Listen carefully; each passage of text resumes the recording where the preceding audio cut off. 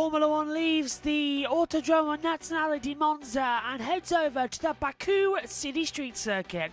Welcome to round 17 of Formula One in 2024. It's the last European race of the season. A mixture of the old and new, Baku's Windy City will play host to Formula One's latest chapter. And going into this, it's round 17 of the season. Next up, in a week's time, we move over to Singapore before another month-long break. October sees us at the United States Grand Prix at the Circuit of the Americas before going over to Mexico City on the 27th. November takes us in with Sao Paulo at Brazil, followed then as well at the end of the month in Las Vegas. Then in December, we go over to Qatar and Abu Dhabi to end in the deserts. Max Verstappen leads the Drivers' Championship on 303 points to Lando Norris on 241. Charles Leclerc's victory in Monza puts him on 217. Piastri and Sainz rounds out the top 5. Hamilton, Perez and Russell in a battle over 6th place, whereas then it's a massive gap before Alonso, Stroll and Hülkenberg round out your top first 11. Second half of the page, it's Yuki Tsunoda on 22, 10 clear behind Daniel Ricciardo. Gasly's on 8 before we have 3 drivers linked on 6. Behrman, who's back this weekend, filling in for Kevin Magnussen, who's got a one-race ban, and Alexander Albon also on 17th position. Esteban Ocon has 5 points, the last driver with points. Zhou Guanyu, Logan Sargent, no longer in the championship, still in 20th. Franco Colapinto having a better race result in his first ever Grand Prix puts him now ahead of Valtteri Bottas, who has no points and is at the bottom of the driver standings. In the Constructors' Championship, Red Bull lead by a small margin for the first time in over 3 years. It's now McLaren who are chasing them down, with Ferrari also in the 400 points bracket. Three-way fight for the top at the front, then it's Mercedes alone in 4th position. Aston Martin has secured 5th, then it's the battle between Visa Cash App RB and Haas F1. Alpine are getting back into it, but their biggest competitors are Williams, Sauber still with no points on the board.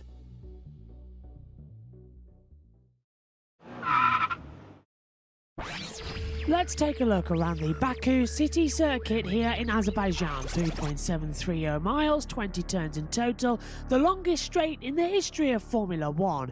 It's fast, it's challenging, the drivers love it. Under the Rolex line at 8th gear, maximum RPM as you head downhill towards turn 1. Slam on the brakes, down to 3rd gear, flick the car in towards the left. Pick up the exit curve to get as straight a line as possible, down towards turn number 2, another 3rd gear corner. Front always wants to drag you out wide as well. It's hard to get a good exit as you open up the DRS and head down towards another left-hander at turn 3. Good opportunity for passing here with late lunges on the inside line, but it can go wrong, and it tightens up as well from here on out. Turn 4 is your first opportunity on the circuit to go right. You're still in the new part of the city as well, surrounded by the new modern machinery buildings. But that's all about to change. 5 and 6 chicane starts to lead you into the old city. It's on the same part of the motorway as the start-finish line as you head back up towards the beautiful towers in the distance.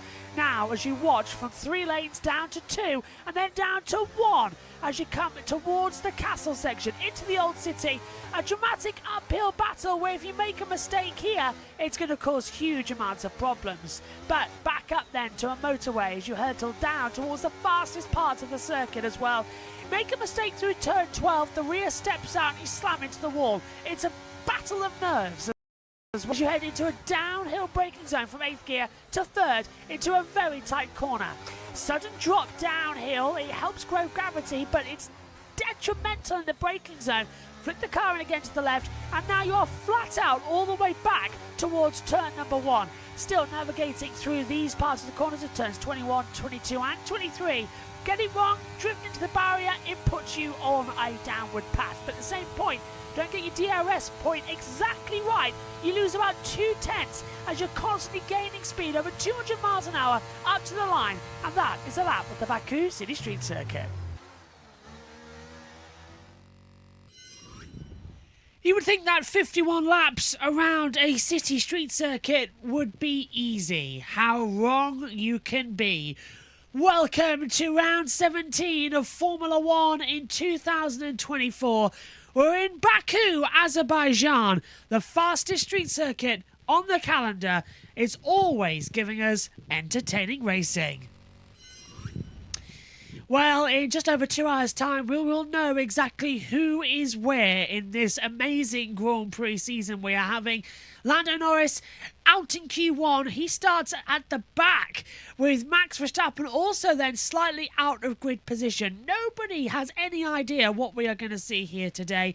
We've got 52 minutes until the lights go out and we'll be bringing you all the action. We've got about 13 minutes until the start procedure gets underway with heading out onto the track and getting the sighting laps completed, laps to the grid as well, so we'll be getting all of that as well, and hearing from Ted Kravitz, Harry Benjamin as well, and then Natalie Pinkham, Bernie Collins, Corinne Channock, and Jacques Villeneuve is here as well, and Pinks is going to be on the grid giving us some more information. Rachel Brooks was supposed to be here. Unfortunately, she got appendicitis on Friday morning as well. I'm delighted to say that she is okay. Successful surgery. She's back in her hotel room, which is just opposite the main pit straight as well. So she's watching the race from there as well. But best wishes to you, Rachel, to get better ASAP. Also, a bit of sad news to start the show. Luca Salvadori, an amazing motorcycle rider as well, has tragically passed away after an accident in Germany. Our thoughts are with his friends and family as well. Luca, it was an amazing rider, and everybody in the motorsport world is a little bit hit by that today as well, and certainly from a biking point of view, as I cross two worlds, that is certainly going to be a big shock. So I hope that MotoGP organise something for next weekend's race at Misano as well. We have a little bit of time to get into it, so we're going to use our new toy again. This is the touchscreen. We still need a word for it. It's basically the iPad connected up to the computer, but it enables us to show you some data that we couldn't do and shows all some information. We need a name for it. We haven't thought of a name yet, but I can see you all in the YouTube chat. Your messages will come up, so I need my glasses for this because I'm getting old. Paul says, yes, folks. Hello, Paul. And Dear Nan says, good luck, gentlemen, and the ladies as well. Hello. Commentary box today, myself, Megan, and Jess, and Omi as well, all getting ready for the action. No JT. He is away at Aldershot, and he'll be back for NASCAR and IndyCar later on today. Jackson, join me later. But let's start off with looking at the grid. And it's an interesting starting lineup. It has changed ever so slightly to what we were used to yesterday. So if I can zoom in and take a look at your starting grid. Charles Leclerc, he's on pole position, an amazing lap time for him as well, a 141.365. We then have to throw in as well Oscar Piastri, equally his best ever grid in Formula 1 with a second, 141.686. An amazing 2/10 difference as well in qualifying. Leclerc was on it from start to finish. Sainz is third with Perez in fourth. Sergio Perez out-qualifying Max Verstappen for the first time this season and for the first time in 33 Grand Prix. That is insane as well for Sergio, ever since last season as well, coming into it. Then third row, George Russell. Max Verstappen starting sixth as well. Not a great qualifying for him here. Fernando Alonso seventh. Franco Colapinto is promoted up to eighth position. His previous best qualifying was 18th last time out as well at the Italian Grand Prix. So an amazing run around for him to come through there. And Alexander Albon ninth. Both Williamses getting themselves into Q3 for the first time this season. And Oliver Bearman, yes, he was out in Q2, but he gets his best ever starting grid of 10th position. He was 11th in both Saudi Arabia and here. But to get a 10th on the grid, that's brilliant in a Haas in just his first race for them. What are we going to see next year when he's had time to test the car in pre-season? He's going to be one to watch. Then we get 11th for Yuki Tsunoda. Nico Hülkenberg is 12th. Lance Stroll 13th with Daniel Ricciardo 14th. Lando Norris qualified 17th, starts 15th as well, out in qualifying 1. He's going to have a lot of work to do. That entire thing of Ocon having the puncture, the yellow flag being put out. The yellow flag was put out at turn 16, but the marshalling point system got it wrong. So there wasn't actually a yellow flag at that point of the track. I know, I was just as annoyed. Going further down as well, Valtteri Bottas is 16th. Zhou Guanyu starts 17th, but despite that, he's still on the back row of the grid because there's only 18 on the grid as well. So Zhou Guanyu is allowed to start this race, but he's required to start from the back of the grid for additional power unit element has been used. That was coming into this weekend as well. You might notice as well, Lewis Hamilton, I'm going to fade it down here for the reasons why. Lewis Hamilton and Esteban Ocon starting from the pit lane, and Pierre Gasly starting from the back. I'll forgive you if you can't read that messages on the screen. Lewis Hamilton and Esteban Ocon starting from the pit lane as they've had cars modified while under park friendly conditions, and additional power unit elements have been used as well. We'll get into that in a second because we've got the documents 49 and 50 to read. But Pierre Gasly had his lap times deleted from qualifying for exceeding the maximum fuel flow per lap. So, like in Formula E, where you have a set amount of energy that you can only use per race, in Formula 1 you have a set amount of fuel you can use per second. So that fuel flow meter was wrong. It was giving out too much fuel at one time, ergo breaking the rules, and it's a straight disqualification. There is no loophole around that in the regulations as well. So that's your starting grid.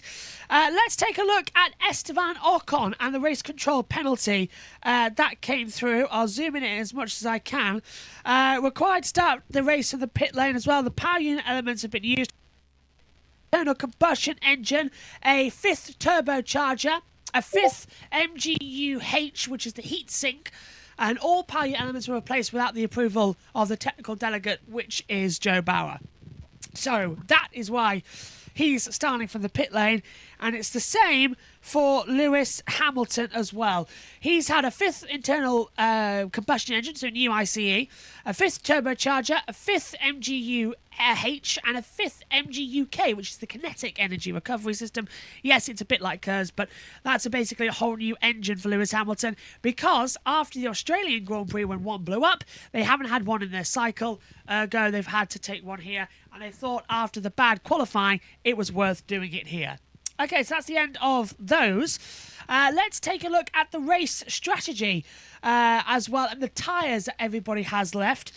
Starting off with the first half of the grid, because otherwise we'll be here all day. Everybody, so Verstappen and Perez, got 2 new sets of hards.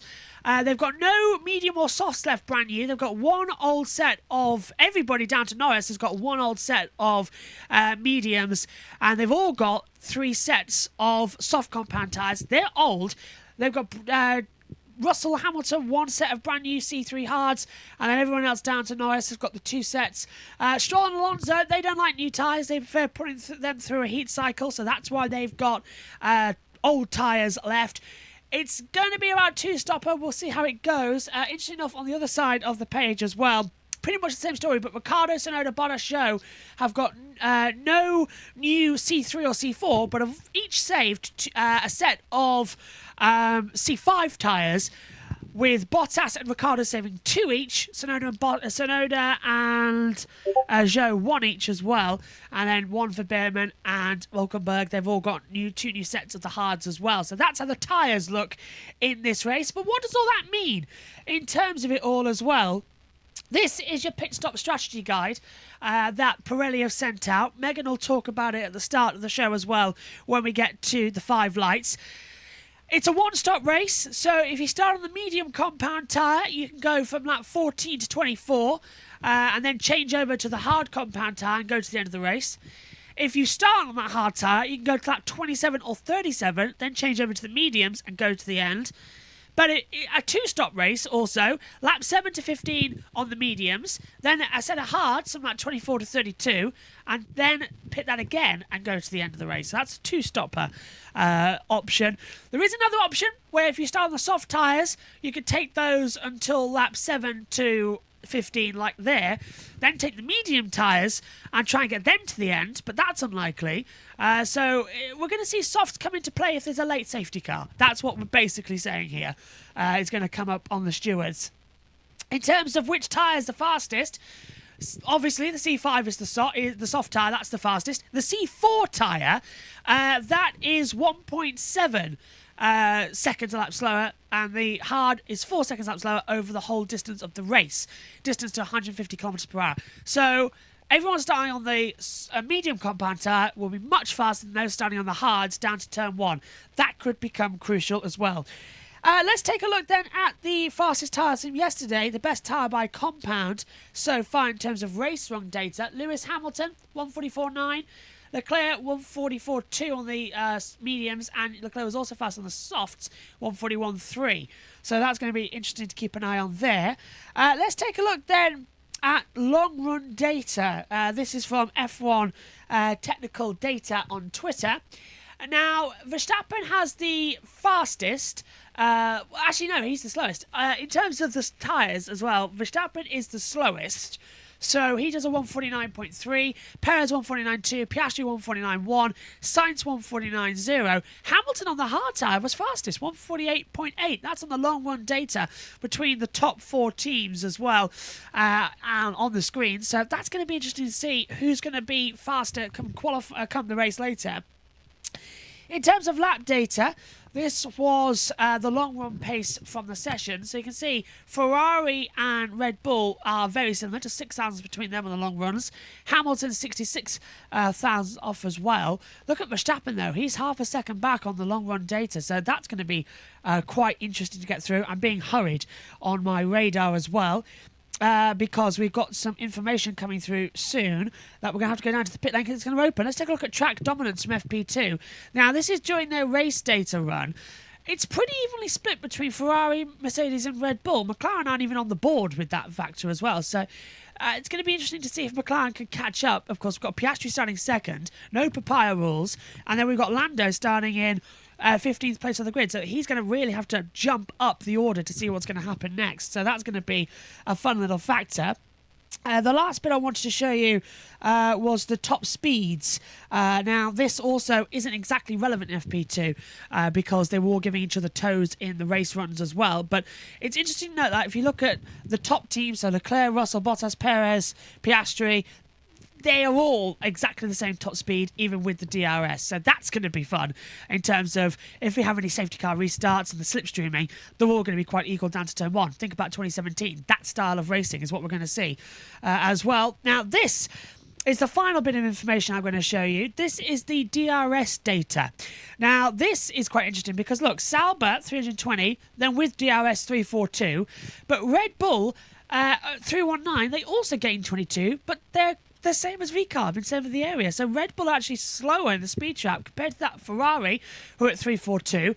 McLaren the slowest at 335 in the straight line speed, even with DRS, so they've been having problems. But Mercedes at 342 as well, level with Ferrari. So it does say that we're going to see a very even game between the Mercedes, the Ferrari, and the Red Bulls, and McLaren's going to be on the back foot. Now, that's going to not help Lando Norris get overtaking. It's also not going to help the fact that Oscar Piastri is in second, has got to go better for the Constructors' Championship, and can't. So we are in for a really interesting race here in Azerbaijan, as we'll learn up on the grid. There's your... Well, Hamilton and Ocon for the pit lane, Gasly disqualified, and Zhou with a penalty. The rest up, 16 up. That is perfectly normal as well. So we're all set then for the Azerbaijan Grand Prix and everything to get underway here. We are waiting to hand over to our colleagues from Sky Sports F1 as we get ready. Let's head down as pit lane opens to Natalie Pinkham.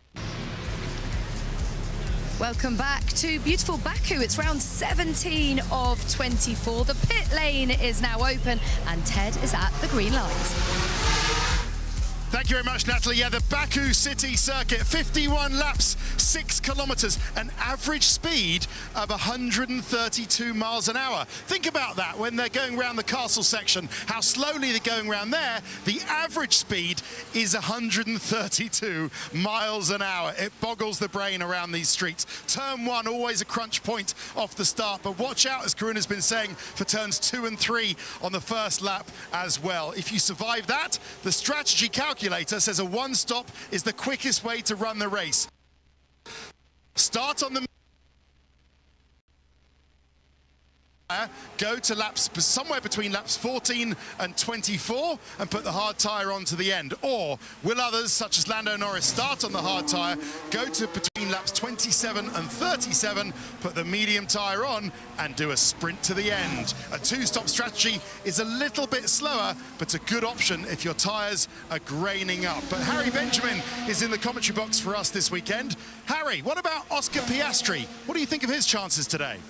Well, he'll have a good run down to turn 1, Ted, that is for sure. But the sole McLaren up there, he will try and get his elbows out to try and get in front of Charles Leclerc early doors, because overtaking here, although not impossible, is tricky. But the other one to watch out for, just a couple of rows back from the front, is the other Baku maestro, Sergio Perez, who seems to have refound his form, refound his mojo, was actually disappointed with 4th place. He starts, though, ahead of his teammates, Max Verstappen, for the first time this season, but Perez will be needing to play the team game here to try and maximise points for Max Verstappen, because what an opportunity for Verstappen and Red Bull after Lando Norris and McLaren's disaster of a qualifying starts down in 15th. Norris will have to put that out of his mind, make sure he gets a clean lap 1. There is a high chance of safety car here, or indeed a virtual safety car. In the last 5 Azerbaijan Grand Prix, at least one or the other has been deployed. He'll need to keep his nose clean in that first opening lap. But equally, what about overtaking? That DRS zone down the main straight's been extended by 100 metres. The team's saying it's not really providing much of an effect. Norris will be hoping that does indeed have something to help him up the order. And finally, just to watch out for, Oliver Behrman back for another go at it, this time in the Haas, replacing the banned Kevin Magnussen. Last time he was this man's teammate Charles Leclerc, but he starts inside the top 10 after being bumped up a place due to a penalty. And Franco Colapinto starts ahead of his teammate Alex Albon in 8th. A fantastic result for both Williams drivers, crucial to pick up points for those teams in the middle of the pack. But you know what, Nat? We come in to yet another Azerbaijan Grand Prix, another Grand Prix this season where really nobody quite knows what's going to happen. And that, Harry, is just how we like it. Let's pick up on Franco Colapinto, the first Argentine to start in the top 10 since Carlos Reutemann way back in the 1980s, before Franco was even a twinkle in his parents' eyes. I mean, it's such a feel-good story, isn't it? He comes in, just his second F1 outing, and he puts it in the top 10. Honestly, exceeded expectations. I think if you look at his record in the junior formulas, he didn't jump out in a way that an Antonelli or an Oliver Behrman did. And maybe that did him a bit of a disservice, because so far this weekend, he's been super impressive after crashing the car in FP1 and then recovering, rebuilding the confidence to get himself into Q3. I think is a very impressive performance. It really is. I mean, he's going to hope for a clean race. There'll be plenty that want a safety car, who are out of position, but Franco Colapinto is one that will just want it to be relatively straightforward. So too Ollie Behrman. He's starting inside the top 10.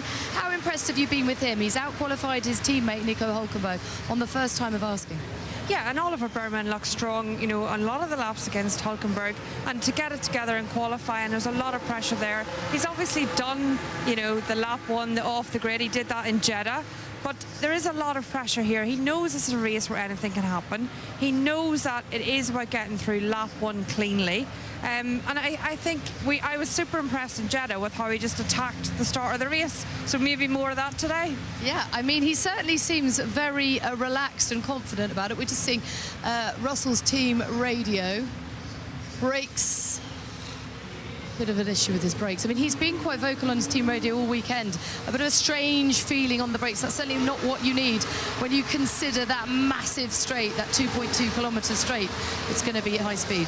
Yeah, but there's a lot of reasons for that at this stage. You know, he's just out of the garage, the brakes will be cold, the tyres at a different temperature, track at a very different temperature till he last run it. So the team will be poring over the data, seeing if there's anything different. They'll know what they'll have changed or adjusted overnight or what they'll have checked on the car. I wouldn't worry too much about that at this stage. It'll be him trying to get his eye in a little bit, as we say. They'll get to the grid, they'll give it a good inspection, they'll know what to do. Well, Corinne, just tell me a bit more about the challenges of this track, because it has got a bit of everything. As we mentioned, that massive 1.37 miles straight with top speeds of over 230 miles per hour. And then if you combine with that these 90-degree corners that really are testing the car and the driver all the way. I think, you know, confidence on the brakes is absolute paramount importance around here, because, as you said, you've got these big long straights, but at the end of them you've got to stop. And if you've got a car that's comfortable on the braking, that's not moving around on the braking, that you can brake and turn into the apex of the corner without the rear moving around, you're going to gain lap time, you're going to gain performance. You also need good traction. When you're coming out of the corner and put the power down to unleash 1,000 horsepower that these power units produce, you need the grip and you need what's known as longitudinal traction here. So it's just all about getting the cars in a comfortable, confident way that you can look after these tires over the long stints. Well, the dynamic between the drivers, as we well know, can really make or break a team's performance. And what happens when championships are at stake? Here's Ted with more. There tend to be two types of competitors in Formula One. Firstly, there are the peacemakers. The peacemaker seeks a harmonious workplace where both drivers are treated equally, problems are worked through calmly, everybody gets on, and everything is lovely in the meadow. And then there are the pirates. Senna is trying to go through on the inside, and it's happened immediately. Relentless, cold-blooded mercenaries, banging heads together, taking no prisoners, calling out underperformance in their own ranks, out for themselves. And they'll sell their own grandmothers for the prize. Senna was a pirate, so was Schumacher. Alonso, such a pirate. Vettel, when the chips were down. Lewis, definitely. And Max Verstappen. Max is the best pirate out there. But is the man best placed to challenge Max for this year's championship more of a peacemaker? And crucially, up to this weekend, Lando Norris seemed to be working in a team full of peacemakers. Do you think Lando's a pirate or a peacemaker? Pirate, for sure. Is he? Everyone is. Everyone is. Okay. Everyone is. Lando might have to wait to race until Singapore to turn fully pirate, but to help, McLaren have now put the knife between their teeth and will focus on maximising Norris's points for the Drivers' Championship if he and Oscar are at close quarter combat. Now Lando is in the most favorable position, so if we want to try and give it a go, we should try and support Lando and see if by doing so we can make this quest in the Drivers' Championship even more realistic. Up until now, McLaren allowed Oscar Piastri to race Norris freely, earning a Grand Prix win for the Australian in Hungary and second place in Italy ahead of Lando last time out. That peacemaker approach was giving Max Verstappen and Red Bull Racing breathing space as their title lead dwindled. But now are Red Bull and Max more worried? When you have two good drivers in a team, they want to, of course, beat each other. So for me, there is nothing weird or wrong about it. Naturally, I want to go out from my own strengths, which is way more important than focus, of course, on the other teams. And presumably Lando is delighted. Well, still holding on to a little bit of a peacemaker, he's keen to stress championships are earned and not gifted. I mean, it's the same with everything, right? You want to win it fair, and I think in any sport, as soon as you know you've done something that's not fair, that stays in your mind forever. But that's not how I work, it's not how McLaren works. So we'll help each other within our constraints of how we can work together as a team. But that's it. And I think when another driver has an advantage and he's performing better or he's driving quicker, there's an advantage he has because he's doing a better job. It ultimately is up to the team to decide if that's what we do, and I know that if the call comes, then that's what I'll be doing. It's a good thing for me. It gives me better chances. I mean, it's still something that we need to speak about a little bit more, and you know, for the whole team, it is very much within our values that we want to avoid that if we can. I know after speaking with Lando and Andrea that nobody wants to see the race dictated by that, and that includes Lando himself. One thing is clear, Team McLaren's focus is on their first Constructors' Championship in 26 years. And the prized first garage in the pit lane, prestigious prime #1 spot in the paddock, and bonus money that goes with it. Whether you're a pirate or a peacemaker, the bounty has to be won, and there are just 8 races to go. Well, it is one of the true ironies of the sport that you're often asked to help the one man you want to beat the most.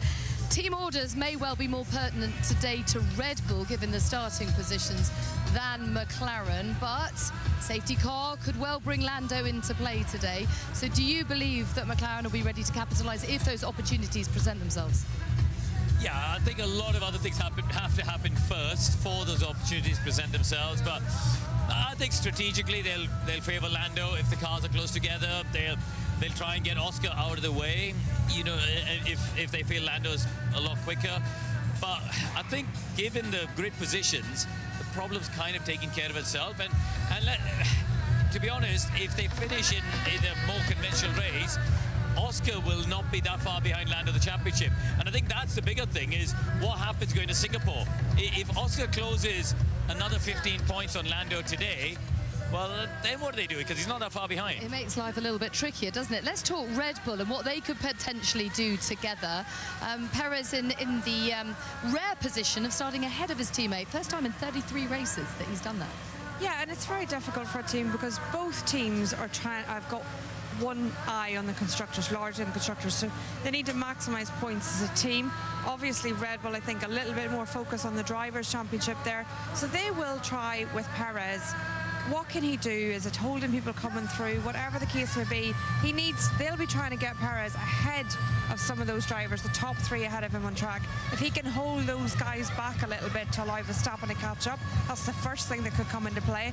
And then at any safety car option, can they undercut Perez with Verstappen? There's a lot to pick through there, I think. And Leclerc certainly not out of this title fight either, Karun, and he's got his teammate up nice and close. Carlos Sainz starting from 3rd. What about their teamwork together today? I think very importantly, they're going to start on the clean side of the grid. We've seen the wind has been blowing very strongly here. This is, of course, a street circuit, and starting on the left-hand side of the grid here, offline, is a disadvantage. So I think Ferrari have got a good chance to get both cars, you know, in a 1-2 position off the start. The Aston will have the inside line, not just for turn 1, but also for turn 2, which will be helpful. So I think Ferrari are in a very good position here to get 2 cars on the podium, one way or the other. Yeah, and Carlos Sainz is obviously leaving the team, but you sense that he will do everything he can to help both his teammate and Ferrari as a whole, because they are very much still in the hunt too for the constructors.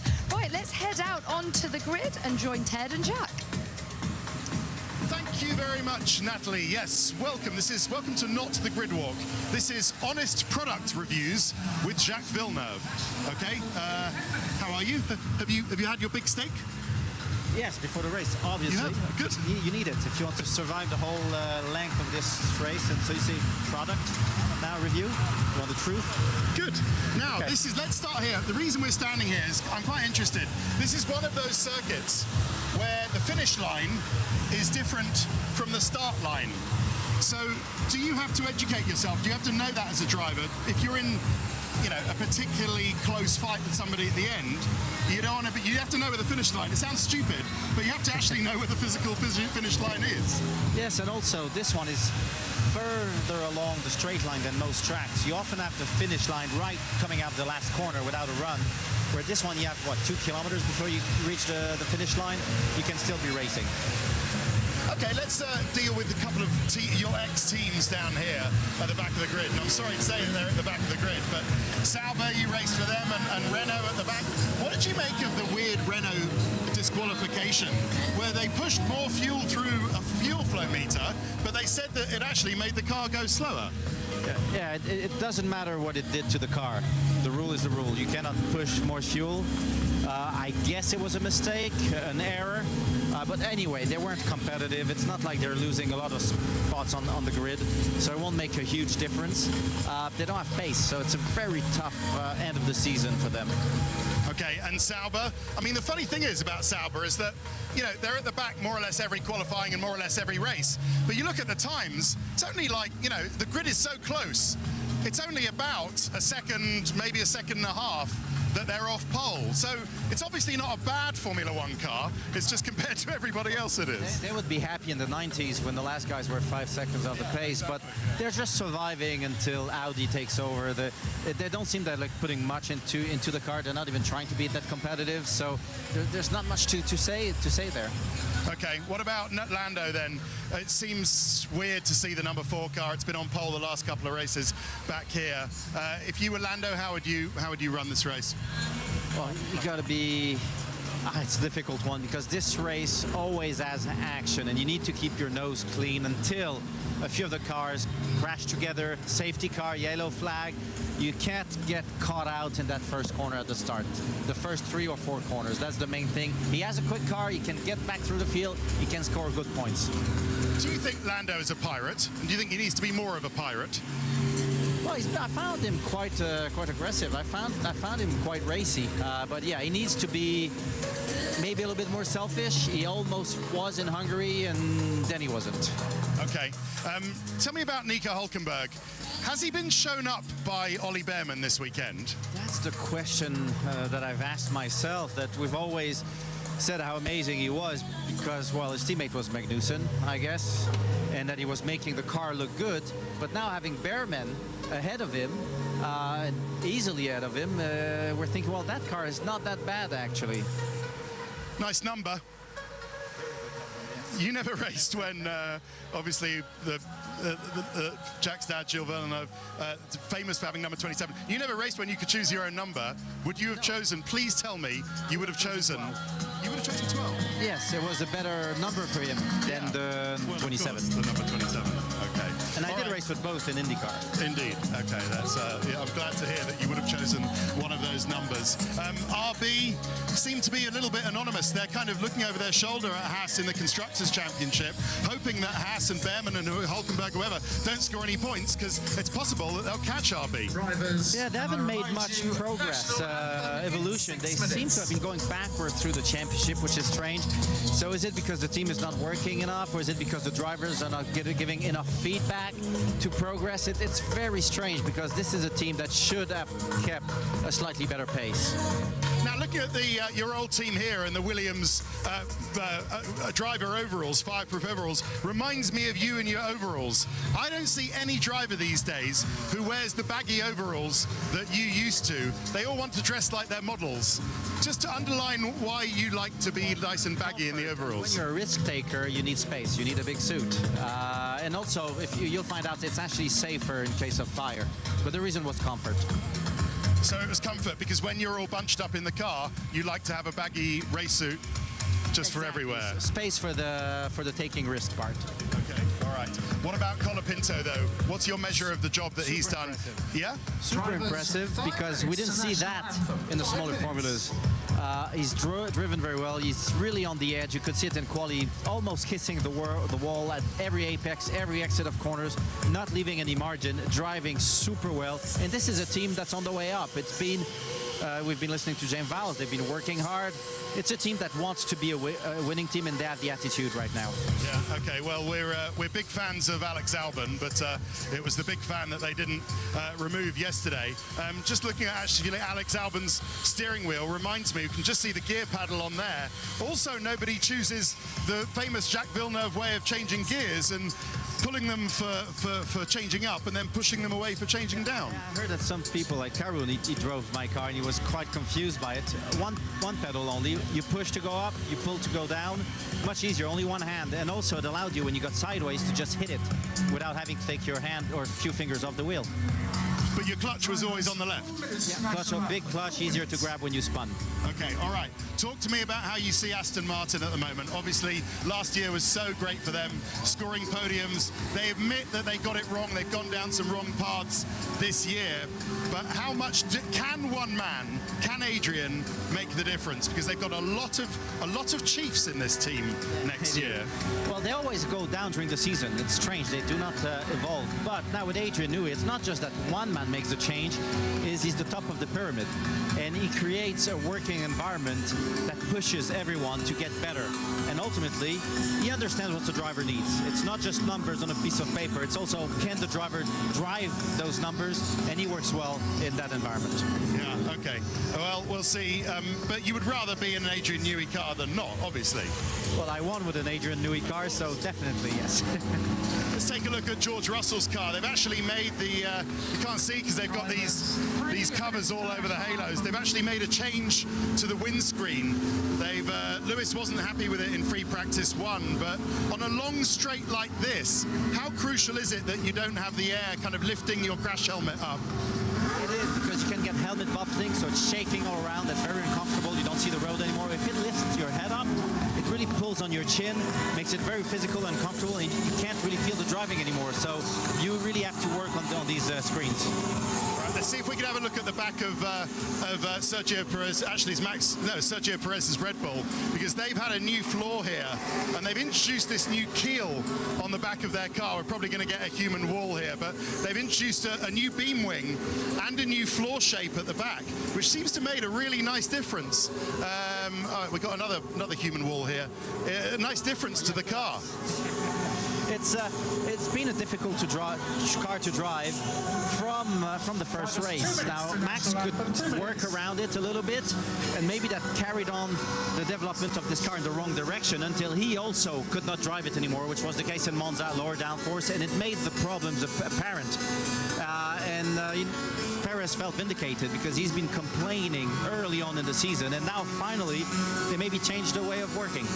I'm trying to compliment Red Bull on their nice keel-shaped floor section, but they don't want to let us have a look. I can understand that.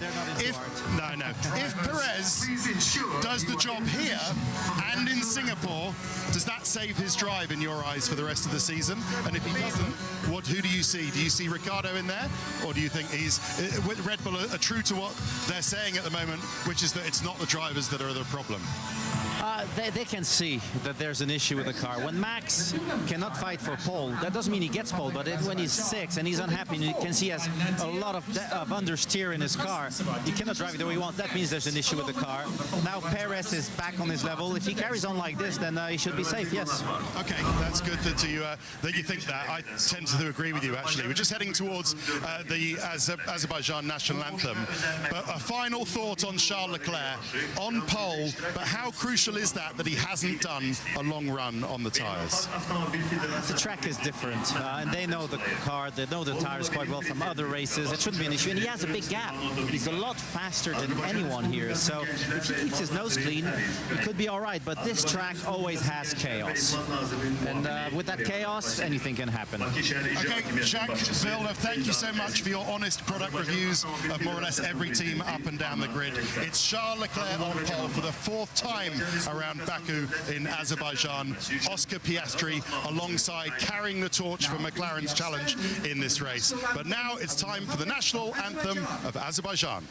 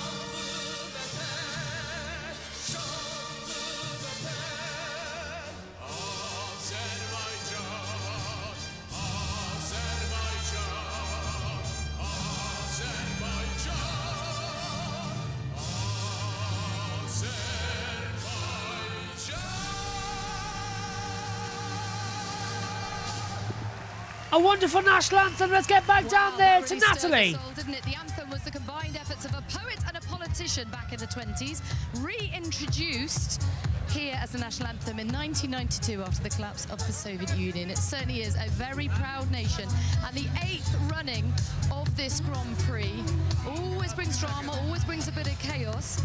But Oliver Behrman, who's alongside us now and thankfully brought a brolly to give us some shade, you'll be hoping that it's a pretty straightforward race, given that you're starting in the top 10, I presume. Yeah, I want to have a clean start, clean first lap, and then hopefully we'll have a good one. So the last time out in Jeddah, I was all for saying it's your first time going off the lights, you need to do it calm, nice turn one, and then you totally blew that out of the water. So what's the strategy this week?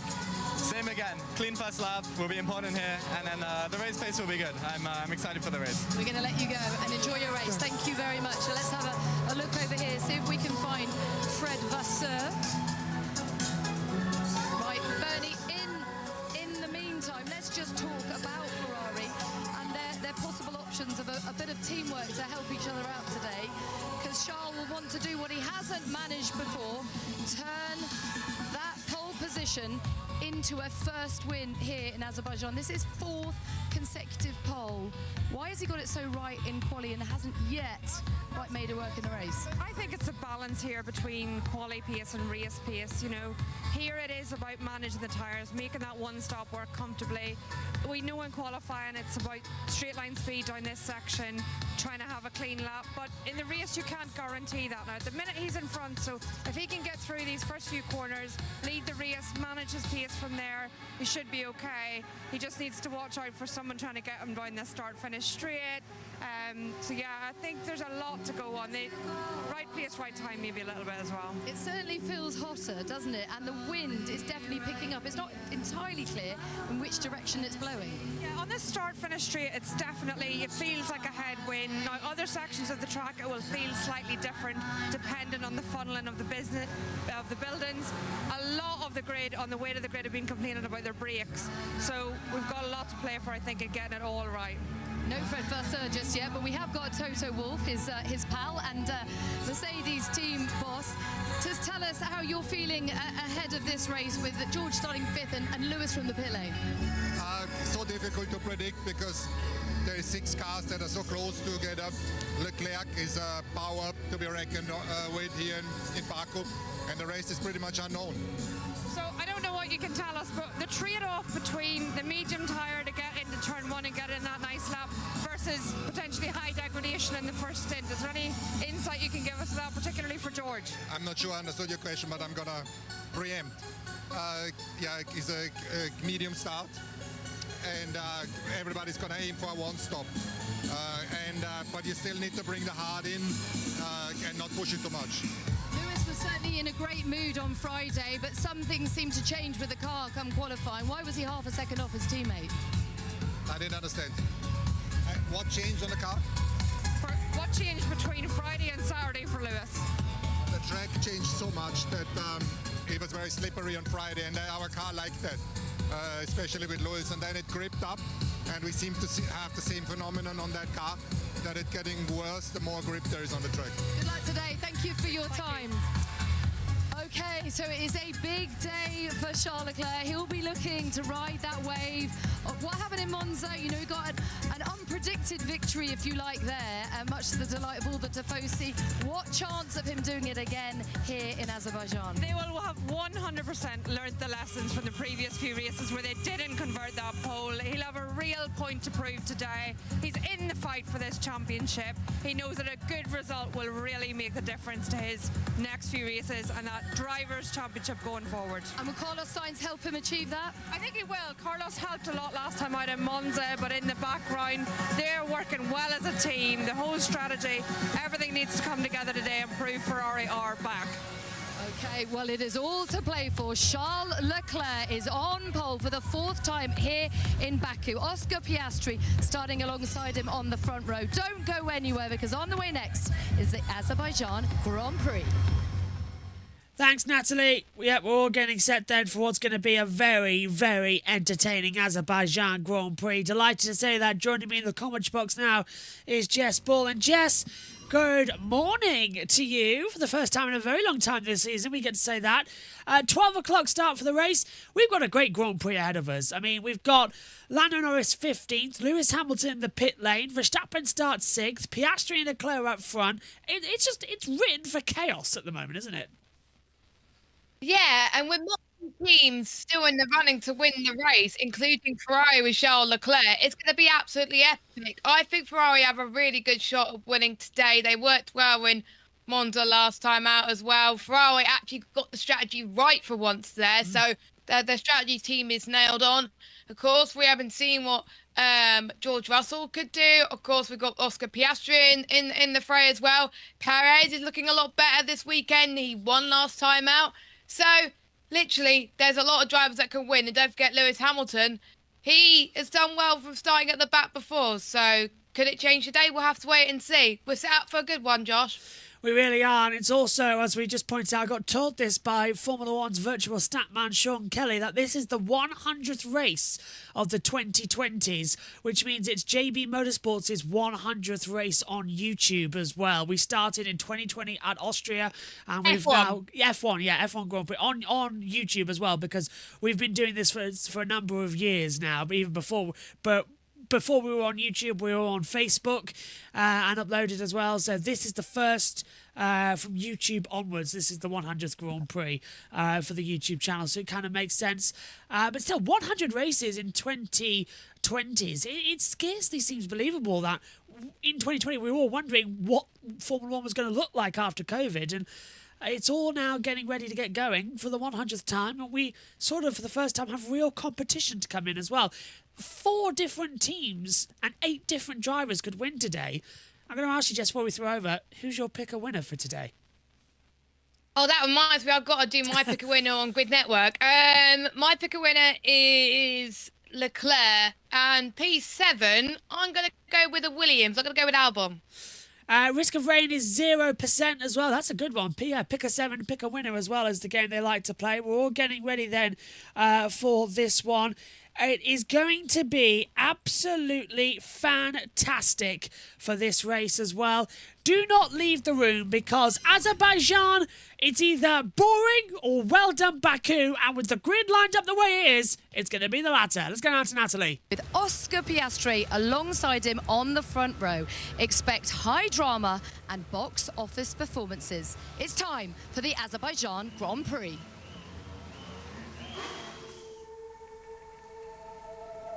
We're all set to begin 24 races in 2024.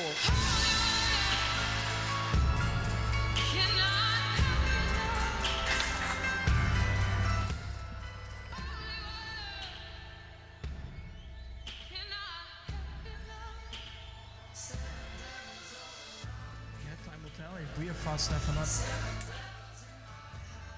For me, it's just one race at a time. Great start to the year, guys. This is amazing. Thank you, guys. Almost contact between Max Verstappen and Lando Norris. Thank you so much, guys. It means a lot. It means a lot to get this one. And a big thank you to all the fans here. Love you guys. That championship challenge is ignited. Red Bull have lost their mojo. The championship could be wide open.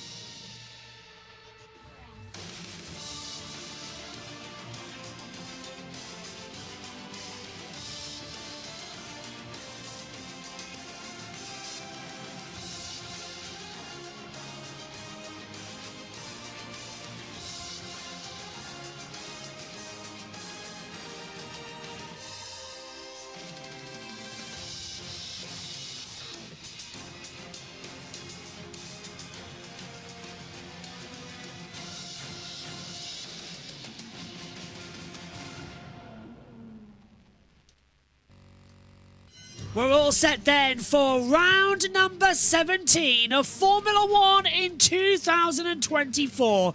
Welcome to the Baku City Street Circuit for the Azerbaijan Grand Prix. The 100th race of the 2020s, a decade dominated by Max Verstappen. He's won 53 of the 100 races. Lewis Hamilton has won 21 times. No other driver has won more than 6 times in the last 100 races. Today, though, we do battle on a circuit where we could see 8 different drivers in contention for a victory. Old meets new here in Baku, and that's exactly what the drivers have got to contend with. 20 corners, they feel about 14 of them, 2 DRS zones, and the highest speeds of the season in a single line straight, even beating Las Vegas. C5 soft, C4 medium, and C3 are the tyres to boot. Expect a medium hard 1 to 2 stop lap race. Well, the grid is topsy-turvy here in Azerbaijan. Everybody knows what the usual gist is going to be, but here's the grid. Pit lane starts for Lewis Hamilton and Esteban Ocon as well for new internal combustion engine components. It's 18th on the grid, disqualified from qualifying for Pierre Gasly. Zhou Guanyu starts 17th with a penalty as well for engine. Valtteri Bottas is our first qualifier. He starts 16th. Lando Norris out in Q1. He's 15th. Danny Ricciardo's 14th with Lance Stroll lining up alongside him on 13th. The 6th row of the grid sees Nico Hülkenberg alongside Yuki Tsunoda.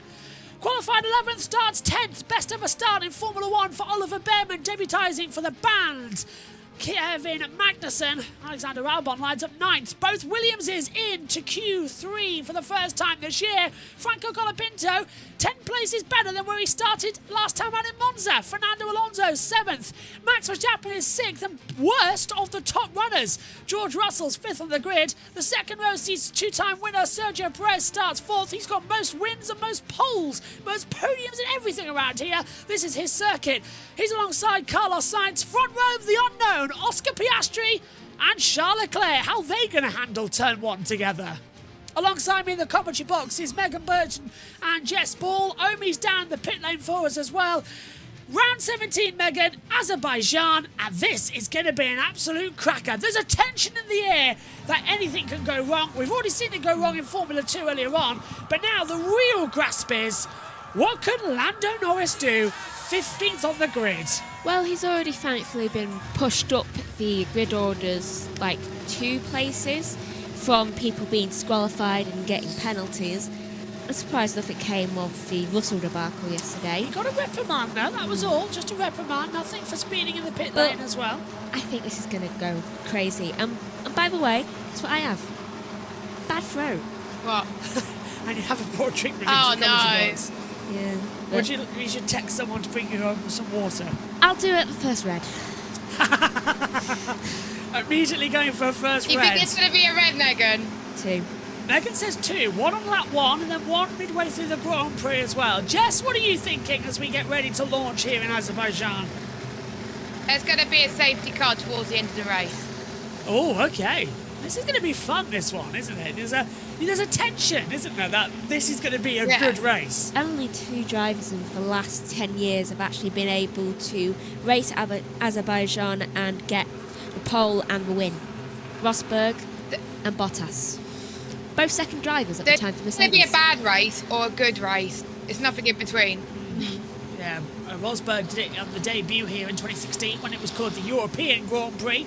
Valtteri Bottas... That was boring. Yeah, it was boring race. And then Valtteri Bottas got it in 2019 as well. He almost won the 2018 Grand Prix, but had a puncture after the safety car restart. Perez has actually won more than Verstappen here too. Yeah, Perez has won here in 21 and 23. He's had also the most podiums here, but no man has been better than Charles Leclerc. It's his 4th pole in a row here, and he's topped 5 qualifying sessions because he had the sprint race last year here. They head off on the formation lap then as well, and the cars will be giving up. Let's take a look at what tyres they're starting on in this race then via multi-viewer. So hard tyres are on for Albon, Ricciardo, Norris, as well, Zhou and Ocon. Used mediums for Alonso, Tsunoda, Stroll, Bottas. Everybody else on you, here's your tyre strategies.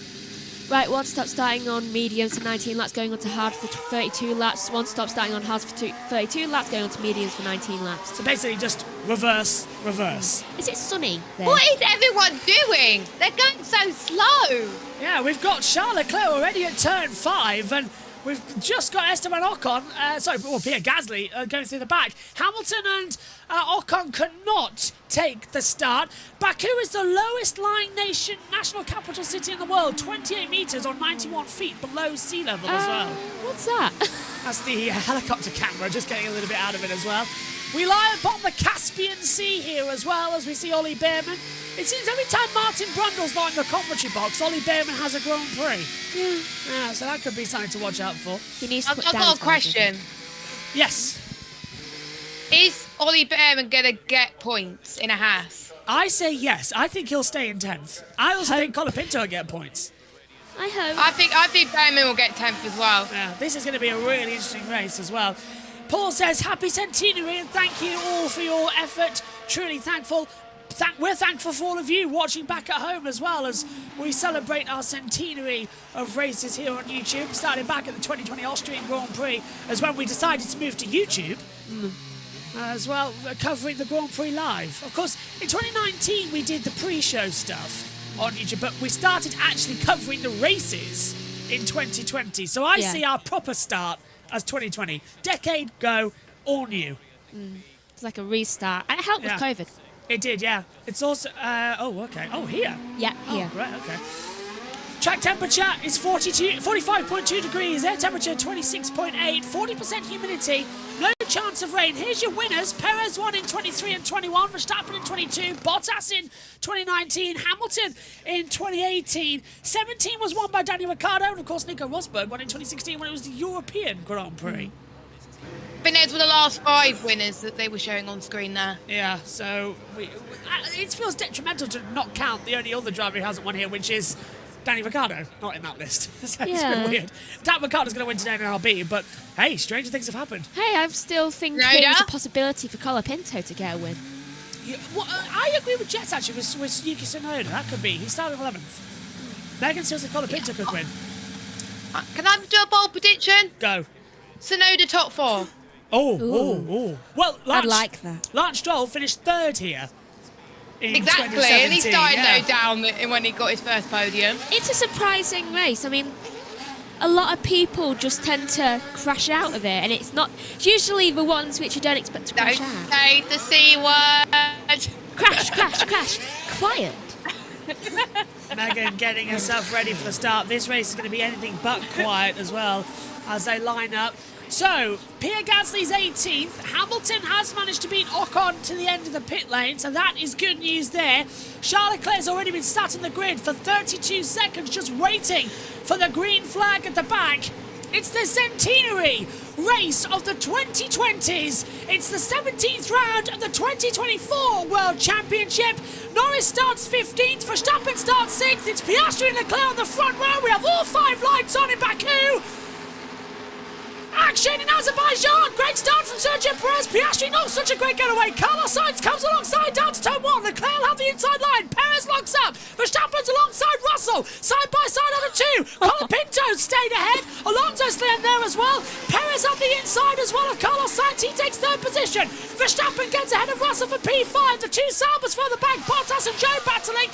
Gasly stays in 18th as we go down. Alexander Albon side by side with Oliver Behrman for around the outside down towards turn 4. That should be easy. Behrman's going to try and keep it on the inside. Colapinto stays 8. Tsunoda has got Stroll alongside him as they come to the first right-hander of the track at turn 4. Leclerc leads. Piastri, Perez, Sainz, Verstappen the top 5 as we go on. Track slippery in sector 6, and Lando Norris has gained 2 positions in that first corner. First time the entire season that Lando Norris has gained places on the opening lap as well. He has not. He had 1 position gained across the whole season. He's lost more, and now he's battling as well behind Yuki Tsunoda. Just as we come to the castle section, this is where you hold your breath. Yeah, this is very tight, that section, so they've got to be wary of it, of course. But a good start for both the Red Bulls, actually. Both gained position on the opening lap, and we thought that the Red Bulls were going to struggle here, but they must have had some tips overnight So don't count them out for the win of this Grand Prix with Perez and Verstappen. Maybe your prediction could be right, Josh, with Perez winning this Grand Prix. Yeah, he got a better getaway compared to Oscar Piastri, but Piastri had that inside line covered. It was Sainz trying to go around the outside of Perez and got him distracted at turn 1. We come now towards the long back straightaway as well, towards the start line once again. Leclerc's already pulled out a second to Oscar Piastri, so that's better. But Stroll has a puncture. Lance Stroll has a puncture. No. Now he's at 11th. And he's coming down the order massively now as he comes down the start-finish straight. I don't want another incident. There he is, crawling in further back as it's got side by side because Stroll's creating a toe effect. We've got Behrman coming on the inside. Hulkenberg's there too, passing Norris. They're almost into the pit wall there as Danny Ricciardo tries to get out of it. That's going to be Hulkenberg looking around the outside. Norris completes lap 1, gaining 3 places for the first time this year. He's going to attack. Hulkenberg's got Ricciardo. That was close. And look at that, Sir Gasly passing as well, battling with Bottas. DRS activated, Jess, and now this is where it all gets crazy. Look, Lewis Hamilton's caught up in this little battle now as well. There's a lot of leaves on the track as well, which will make things quite difficult. We see one of the Alpines trying to get past, I think, Zhou Guanyu. Gasly and Bottas. Actually, it's Gasly past Bottas. Never mind. Yeah, Zhou Guanyu has just been passed by Lewis Hamilton as well. So Hamilton's moved up into 17th. Look, there he goes. Now Hamilton's on the back of his old teammate Valtteri Bottas. We ride with Lando Norris down towards turn 7 as well. This is where the track narrows up for the castle section. 7.6 metres wide through the castle, the shortest distance across the track on any part of the F1 calendar as we go through, literally threading the eye of a needle, and that wall's got closer to the track this year. Do you know who's really having fun right now? Colapinto. He's saying F-word, yeah. F-word, yeah. Franco is loving it. He's just defended against Albon. The two Williamses are 8th and 9th. And he won. Tell you what, Colapinto's really been fun. I think Colapinto lost 1 place. That was it. No, he hasn't moved. No, he started. Did he not? Colapinto started 8th, is 8th, and so is Albon. The only people to lose are Sainz, Russell, Hulkenberg, and Zhou, and obviously Lance Stroll, who had a puncture. He's now put on hard. So that was what the was from Colapinto saying that he defended. Yeah, he defended from Albon. Charles Leclerc's made a mistake in that last sector because look who had DRS, Oscar Piastri. He was so much faster down the straight. And there's something going on further back as well, trying to work out. That's Tsunoda in the battle, so it's Tsunoda versus Lando Norris. Norris outside line into turn 1. That's not going to work out, Lando, as Hamilton passes Bottas for 16th. It's all going off. Should have gone inside. Yeah, he's got a better inside line. Tsunoda knows about that. So Norris dives through into turn 2 and he gets him. And now we're going to see Hulkenberg try and capitalise as well. Norris has the DRS to get ahead. Hulkenberg has it to attack Tsunoda. Tsunoda's a sitting duck. Hulkenberg right round the outside down to turn 3. I've never seen this happen before, but I think Hulkenberg is using Lando as a toe in a race. Well, it's going to happen. It's Baku. Anything can happen. I think you're right. And they're coming up against Behrman next. So Behrman's actually on the back of Albon and Colapinto as they come down to turn 7. Here they are. So Lando, the gap between them is currently at 4 seconds. See what I mean? Yeah. He's using him as a toe to move up the order. Yeah, so literally like LA football. Yeah. Yeah, just straight through. He's seen his opportunity and he's gone for it. Yeah, it's going to be quite fun, Race actually. going to grow. I tell you what, Jess, we've got Piastri, who's faster. He's now dropped to 2nd again behind Leclerc, but Leclerc must have made a mistake coming out of turn 16 as he goes over the curb again.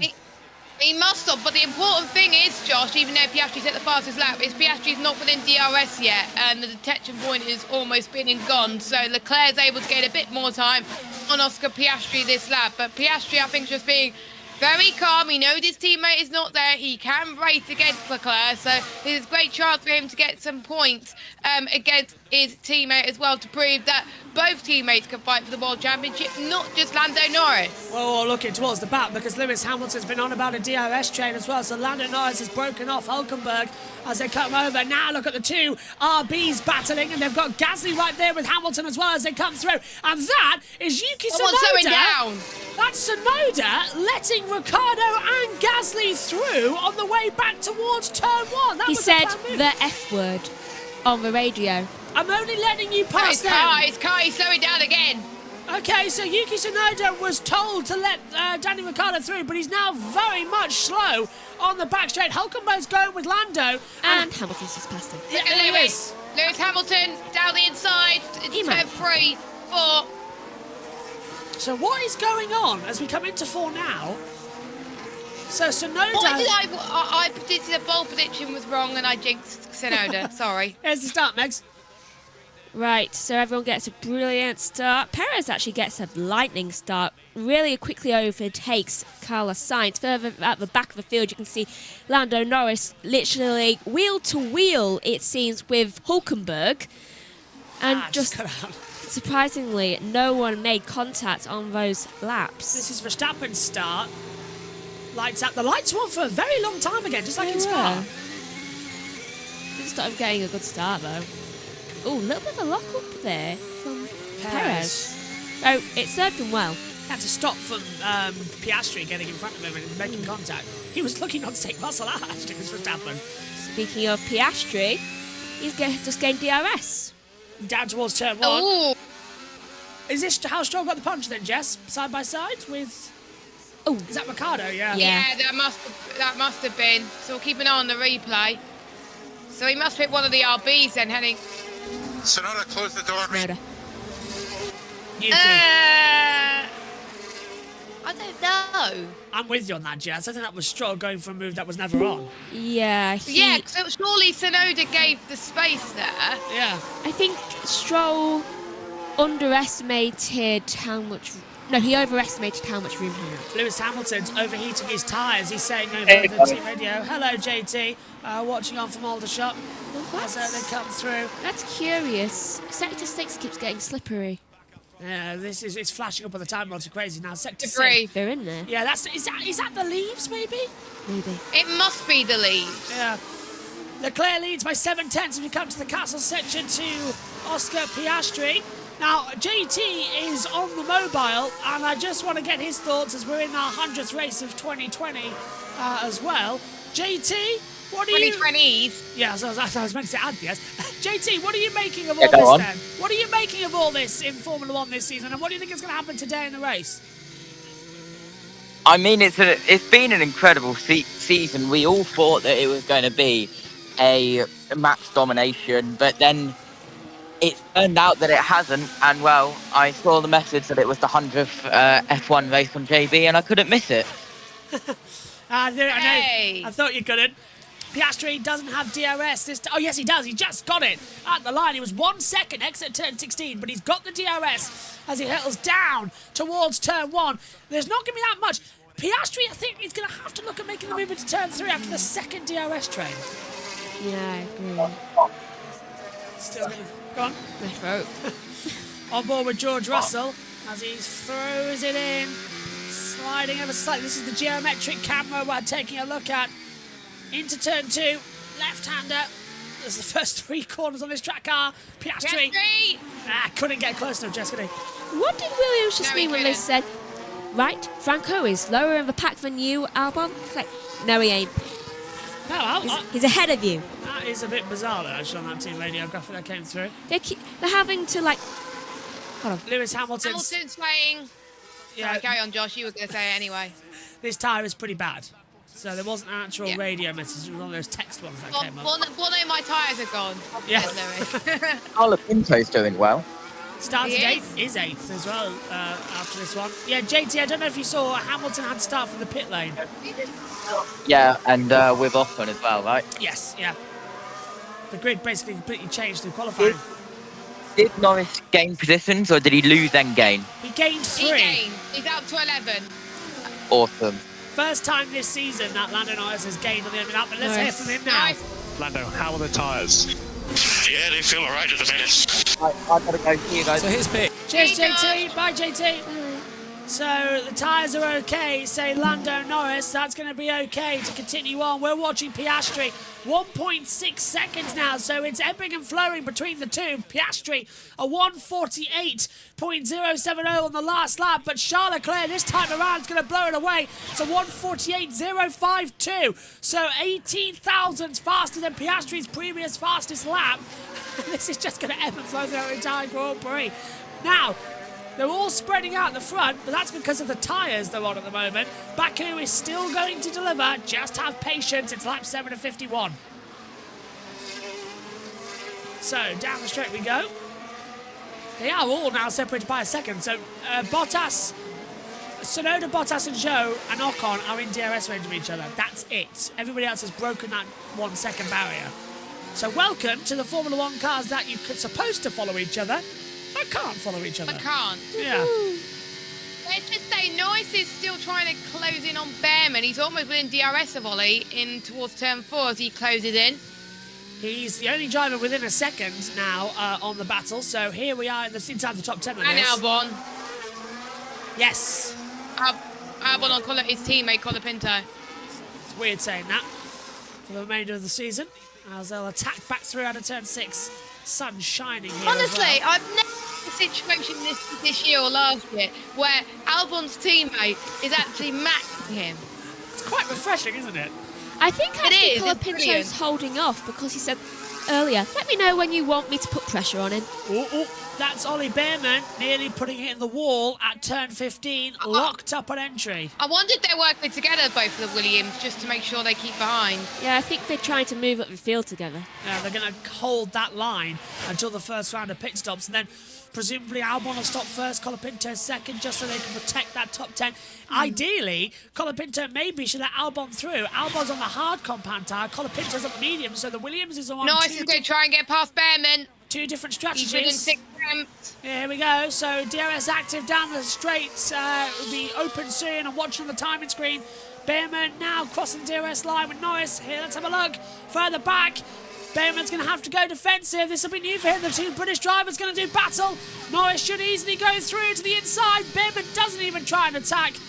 And Lando Norris on lap 8 gets inside the top 10 and now starts scoring some points. He knows that McLaren is a faster car, so he did not challenge there, which is fair enough. He's like, I'm not wasting my tyres on this. It's going to be a very long day if this is the way it's going to play out. A safety car to bunch them all up would be nice. Exactly. Where is the action of the crashing? Piastri says we are plan B. So that must mean they're going to stop second. Pre-stop? Yeah. It's hard to know, but or they'll stop, or they could stop first. Because the plan was Norris to stop first, right?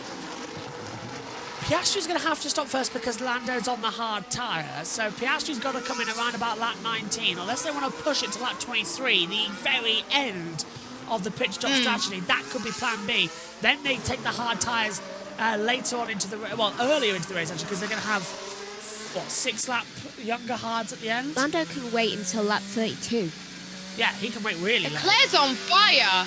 He's pulled out 2 seconds now to Piastri. Middle, first sector and second sector, Jess. Look at it, 35.2, 43.6. Is Leclerc going to win this Grand Prix? Oh, you jinxed it now. Don't jinx it. Let's hear from Russell. I think a plus the back just went in the side airbox. Oh! Hey, Fern, we'll keep an eye. That will be. Right, I saw one of those yesterday on the track. And also, for Wall, would like to know where Leclerc is. I am stupid. Oh, no, Megan. Let's have a look as we now see the 2 Haas drivers battling. Behrman v Hulkenberg. Hulkenberg has the DRS. Behrman, of course, in his his first race for Haas, his second race of his Formula 1 career. He's got Nico Hulkenberg behind him, who's done 220 races. Yeah, 220 races for Hulkenberg. In that time, he's had 39 retirements. How about 220 and 40? That would be very relaxing, actually. Yeah. Though, I can just hear Hulkenberg being like, get out of the way, Ollie! My toe is literally leaving us! Norris has pulled out 2 seconds to Behrman as well. So already that's changed. In fact, Norris is closing in on the Williams. Yeah, it's 3. It's quite rapidly. It was, 4.5, 2.7 now, and starting to be reeled in. Hulkenberg needs to get past Behrman as quickly as possible. Here is Lando as he comes up. The gap now, 3.5. Here's the radio. The medium is not graining yet. If anything, it's suffering from thermal deg. You are doing a better job than the other car. They're struggling with rears. And that's why Oscar is down. Yesterday. Yeah. They might go hard. I said yesterday that the rears are going to have some issues. So Will Joseph telling Lando and Oscar exactly what they need to do. That's why Norris, that's why Piastri is 2.8 seconds down. Look, so 19 laps in, that's going to be the change around. Personally, I'd go hard and then hard again. So 2-stop. Yeah. Yeah, that's what I would do. I'd only go for the hard ones. Because then you know that your tyres are just going to stay. Because mediums are obviously degrading way too fast.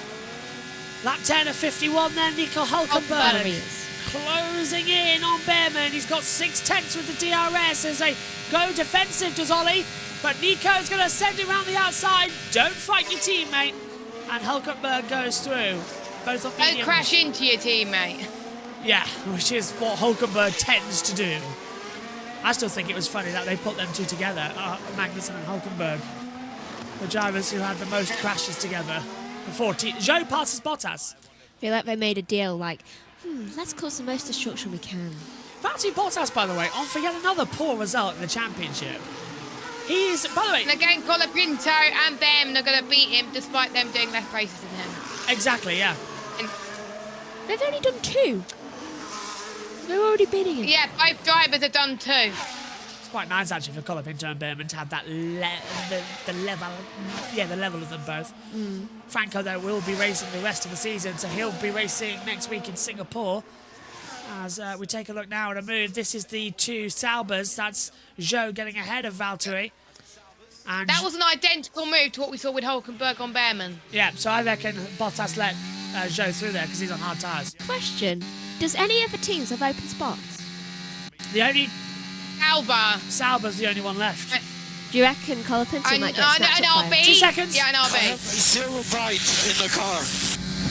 A 0. What does that mean? I don't know what to think of that. I mean, it's good that the car isn't biting you, but do you mean it's not He's got no fast? grip. He's got no grip. Verstappen's got nothing. He's in dirty air, that's why. Who's that diving into the pit lane? Can't tell at the moment until it flashes up. Colapinto. Yeah, so he's going first. Yeah, okay. Well, he was on medium tyres, so that's going to be... He's doing 2 hard stints, I think. Yeah, he's on a 2-stop race, because otherwise he would have boxed lap 19. So Colapinto on a 2 hard stop race. He's got the tyres left to do that.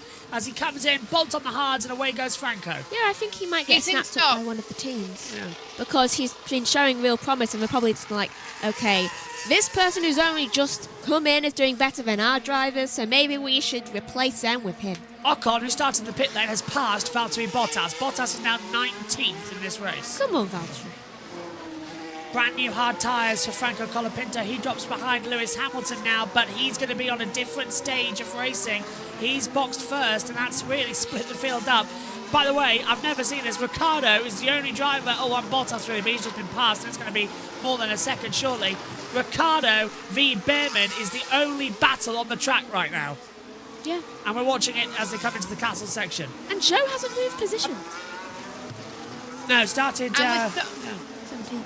And we're starting to see, Josh, that the hard tyres are becoming more of the favourable tyre right now, because the mediums are starting to, like the McLarens were saying, the temperature's starting to rise, which means the mediums are not the best tyre to be on right now. So if you're like Ricciardo and Gasly, you're probably going to be catching up. And we're going to keep an eye on Albon as well, as he closed in on Alonso. He was about 3 seconds a moment ago. Now he's 1.9.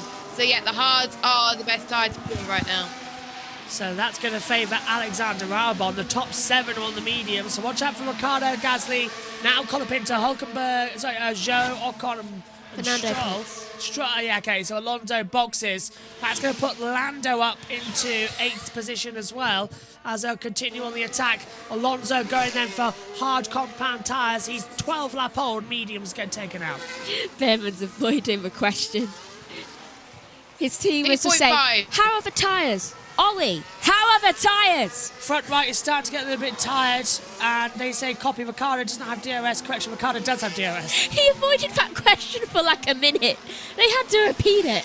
So Ollie if I was Ollie, I would pit now and do a 2-stop like Colapinto. I agree. Just get them through, as well as my Siri thinks it's talking about something else now.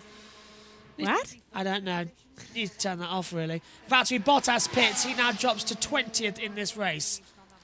So, that's embarrassing. Red eyes. F word. Max, what are you talking about? Max, yeah, he does. Max is having nothing. He's 5 seconds back to Sainz. What is wrong with Max Verstappen? Look at the driver track. He's nowhere. He said red eyes. What sounds like red eyes? I should have swapped Verstappen with Perez this weekend. I didn't think about it. Perez has a real chance of winning this race. He's won here twice before, 21 and 23. Honestly, I'm going to root for him. He wants to redeem himself. He's the only one of the 8 who hasn't won anything this year, so... Yeah. Perez. He hasn't won at all. Need to get that sort of... Verstappen, box. Right, so Verstappen coming in. Need to get that sort of, because Perez is the only one in that top that isn't highlighted on my stats. I kind of want Perez to win, actually, because that will be a good story. And speaking... Oh, Russell, box. Yeah, a bit of a camera break up there from Max Verstappen as he comes in. It's going to be a super smooth stop to go on to hard tyres. That indicates it could be a 2-stopper then for Red Bull. Oh, that was not a smooth stop. 2.7. 3.1 seconds. As Russell boxes, his stop time is quicker. It is not telling me on the timing screen. Lovely. But yeah, 3.1 seconds for Verstappen is embarrassing, and he's going to come out. Oh, Hamilton boxing. Mercedes double stack. So Lewis Hamilton comes in and puts on a set of hard compound tyres that have already looked like they've been used for a lap. Going past his future mechanics. 3.6 second stop for Hamilton. So this day is going from bad to worse for him as Gasly's on the back of Max Verstappen as we get towards the first pit stops in the Azerbaijan Grand Prix. I never thought I'd see the day where Williams had the best strategy. Yeah, well, Williams is P5 at the moment with Alexander Albon. He's going to go long in this race. Maybe your prediction is not... Yes, Behrman and Hulkenberg. Well, Hulkenberg's 7th, Behrman's 8th. Ricardo's just said he's not our race. Who are you racing? Wait a minute, Ricardo's not winning DRS of Behrman, so is Ricardo losing time on him? I don't get it, because he was winning DRS of Behrman and now he's not. Yeah, he was. He's dropped 2 seconds. Science has been told we are on plan A, so that's going to be the original strategy to box at lap 19. Ooh. Verstappen is gaining on the back of Danny Ricciardo, so maybe Ricciardo's been told don't hold Max up with the RB team? Yes, he's been told he's not our race. Right, so he's been, basically that's a team order, so that's the cross team orders with RB effectively being in. Checo boxes. Now this could be fun. Ricciardo is holding up Verstappen while Perez comes into the pit lane, so the RBs and Red Bulls are going to get very close together. Max is going to have the DRS now. Perez leaves the pit lane. Now, is he going to get out of ahead of his teammate? That's the crucial factor. Verstappen has the DRS as he comes across now. He's going to be way ahead. He's going to be way ahead. Perez leaves the pit lane before Verstappen even gets to the entry. Takes the DRS, gets ahead of Ricciardo. These two had a crash here in 2018 over similar circumstances. It's not the case now. They have two Hasses in between them. Yeah. Hulkenberg and Behrman. Alexander Albon's running in 4th place. He's got Norris just behind him as well. So those on the hard tyres starting to capitalise now in this Grand Prix. Those on the medium struggling. Yep, George having a go on the inside there. It did it again. Can't get ahead of Gasly. What? Oh. Double stacking under green, not common, says Philip. And Adam says, happy 100th F1 GP races for JBMotorsports. Proud to be on for a few races as well. Thank you, Adam. Do you know, I generally forgot that Tsunoda was in the race. I'm sorry, Tsunoda, for jinxing you. Well, Yuki Tsunoda has had 12 retirements in his Formula 1 career. What are his times? Oh my God. 2:11, 1:50, yeah. Tsunoda. If Piastri pits now, Piastri will still be ahead of Perez. Bernie, is he losing too much time? Is he already be undercut by... I hate Ted Kravitz. Oh, actually, let's hear from that again, because we've got that radio message here on our TV nonsense. Here's here again. Struggling here now. Copy. Struggling for rear now. So, Perez... Piastri, box! So that's what it says. Piastri struggling for rear tyres. Perez is going to get him. Perez is on board. He's catching up to Lando Norris as well. The gap is 1.5 seconds as they come across now towards the pit lane. Oh, Lando's in 5th. Lando is in 5th, yeah, he's being caught now as well. Piastri goes through for another lap, so did Albon. And we've got side-by-side further back. But hang on, that is Verstappen, but that's Behrman coming into the pit lane. No, that's no. Is that Behrman or is that Hulkenberg? No, Behrman pits. Let's look at this. Got 3 abreast down towards turn 1. As now we've got, it's hard to tell with the sun beaming down. It's Russell in a battle as well with Pierre Gasly and Danny Gasly. Sorry. Around the outside. Gasly trying to have a go on Russell as well. But coming back on the inside, Danny Ricciardo trying to get through on Gasly. Can't do it. Gasly's lost out on DRS to Russell. But now Ricciardo has it as he comes down to turn 4. Ricciardo pulls around the outside. Can he pull the through on Gasly? No. Gasly breaks late, goes defensive. So this is the battle for 9, 10, 11, the last points paying position. Ricciardo now attacking Gasly for 10th. Russell's already put out 1.2 seconds. Here's Norris's radio. Lando, can you do anything to hold Perez up in the middle sector without hurting yourself? Yeah, for how long? 1 or 2 laps. This lap. Lando using team games here, and he's doing that now through the castle section. He is holding up Sergio Perez because he's got to get the advantage for Piastri to take a pit stop, and Lando now helping out his team but stopping Perez having a go through. So McLaren are now favouring Piastri because they're now thinking constructor's title, not Lando's driver's title at the moment, because he's 5th and Verstappen is 8th. But Perez radio. Look, he's holding me. Yeah. Well, Oscar Piastri. You didn't know that by now? Oscar Piastri comes into the pit lane. Perez is a little bit slow as well. There was a 16-second gap between them all, but it's 20 seconds in the pit lane.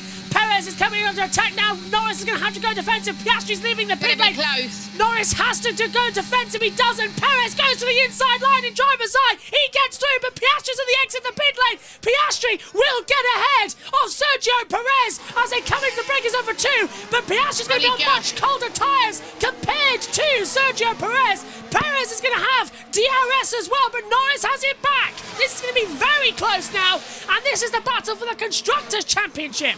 personally, I think they're not favouring either of them right now. I think they were favouring however much they could get both of their drivers to not be overtaken by Perez, because when Norris goes for a pit stop, Piastri's going to have to hold up Perez. So they're doing a swap, making sure that both of them can get out ahead of the Red Bulls. So Perez, there he is, getting ahead of Norris in towards turn number 1. Piastri has now put out, and out goes Yuki Tsunoda! I thought it was a bit quiet. Jess, that's your fault. That is his 13th retirement in Formula 1.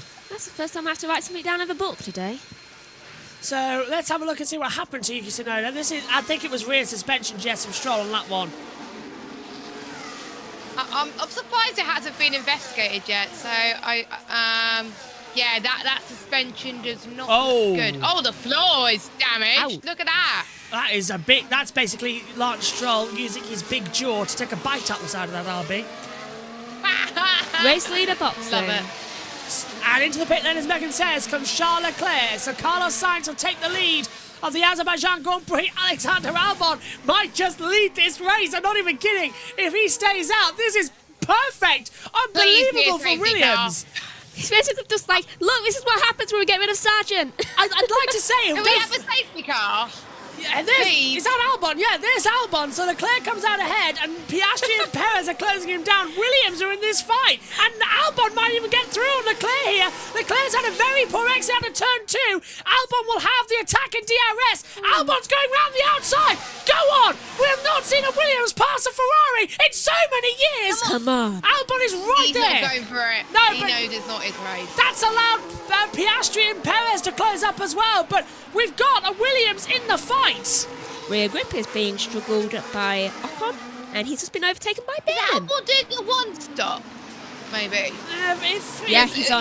He's on hards. He can. Box Sainz. So Leclerc's going to keep the lead of the race with Albon just trying to hold on as well. Everyone's on hard tyres now. He's 8/10, now 1. Through the castle section. section. Who's on old tyres? I know Albon is. Well, we've got that on our screens now for you at the start. What's Danny Rick moaning about? Say again? He said F word. Danny Rick's not having any problems as well. No one's near him!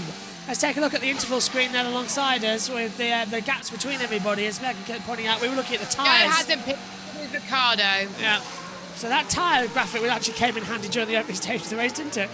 while everyone was on. That's the only one that haven't pitted, but I might be wrong. Hulkenberg, I don't think is pitted. Hulkenberg's pitted, I think. Sainz hasn't, Albon hasn't, Norris hasn't, Gasly hasn't, Ricciardo hasn't, Hulkenberg hasn't, Hamilton hasn't. That's it.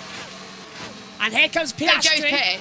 Yeah, he has. Here comes Piastri. He's got the DRS. It's easy. Sainz comes into the pit lane. Charles Leclerc takes the lead of the Azerbaijan Grand Prix. Piastri going on the inside line of Alexander Albon. It's not going to be that big of a fight. Albon down to third. Piastri back to second. He's now close enough again to Charles Leclerc. 1.2 the gap. Sainz leaves the pit lane. The fight is on here in Azerbaijan. Now this is what we were waiting for. This is oh so close racing. And everyone is now on hards. Yes. New hard tyres for Carlos Sainz as well. He's going to come under attack straight away from Verstappen. Perez to the inside at 3. Albon shut the door. Oh, goodness. Why is Hamilton saying, is this a joke? Well, he's down in 16th place, wouldn't you? Yeah, but I think he was referring to Berman being ahead of him and just passing someone. He's like, is this a joke? Yeah, Hamilton's past Joe. He's like, I'm stuck at the back and I have 7 world championships. What is happening? Joe has not pitted. Is this what he was on about, Megan? I think he said something about the car ahead. Oh, that was That Ocon. was Ocon. Sparks fly. Is there a radio from Hamilton we can hear? No. Multi-viewer, maybe? We had a look. It's not come up. Let's hear from Yuki Tsunoda what he said when he was told to retire from the race. You seen the investigation? At least. Unfortunately, there is no investigation, Yuki, at the moment. I see it's frustrating. I'm sorry if we didn't call you in earlier. We were trying to do a bit of a teamwork.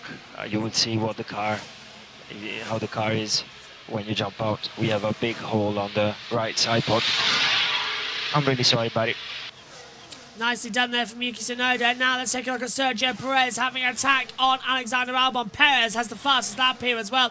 He's got the DRS. If a Red Bull can't pass a Williams, we're in trouble. Perez with the DRS goes to the inside line and gets ahead for third. Now the battle's on. And look at the battle for the lead.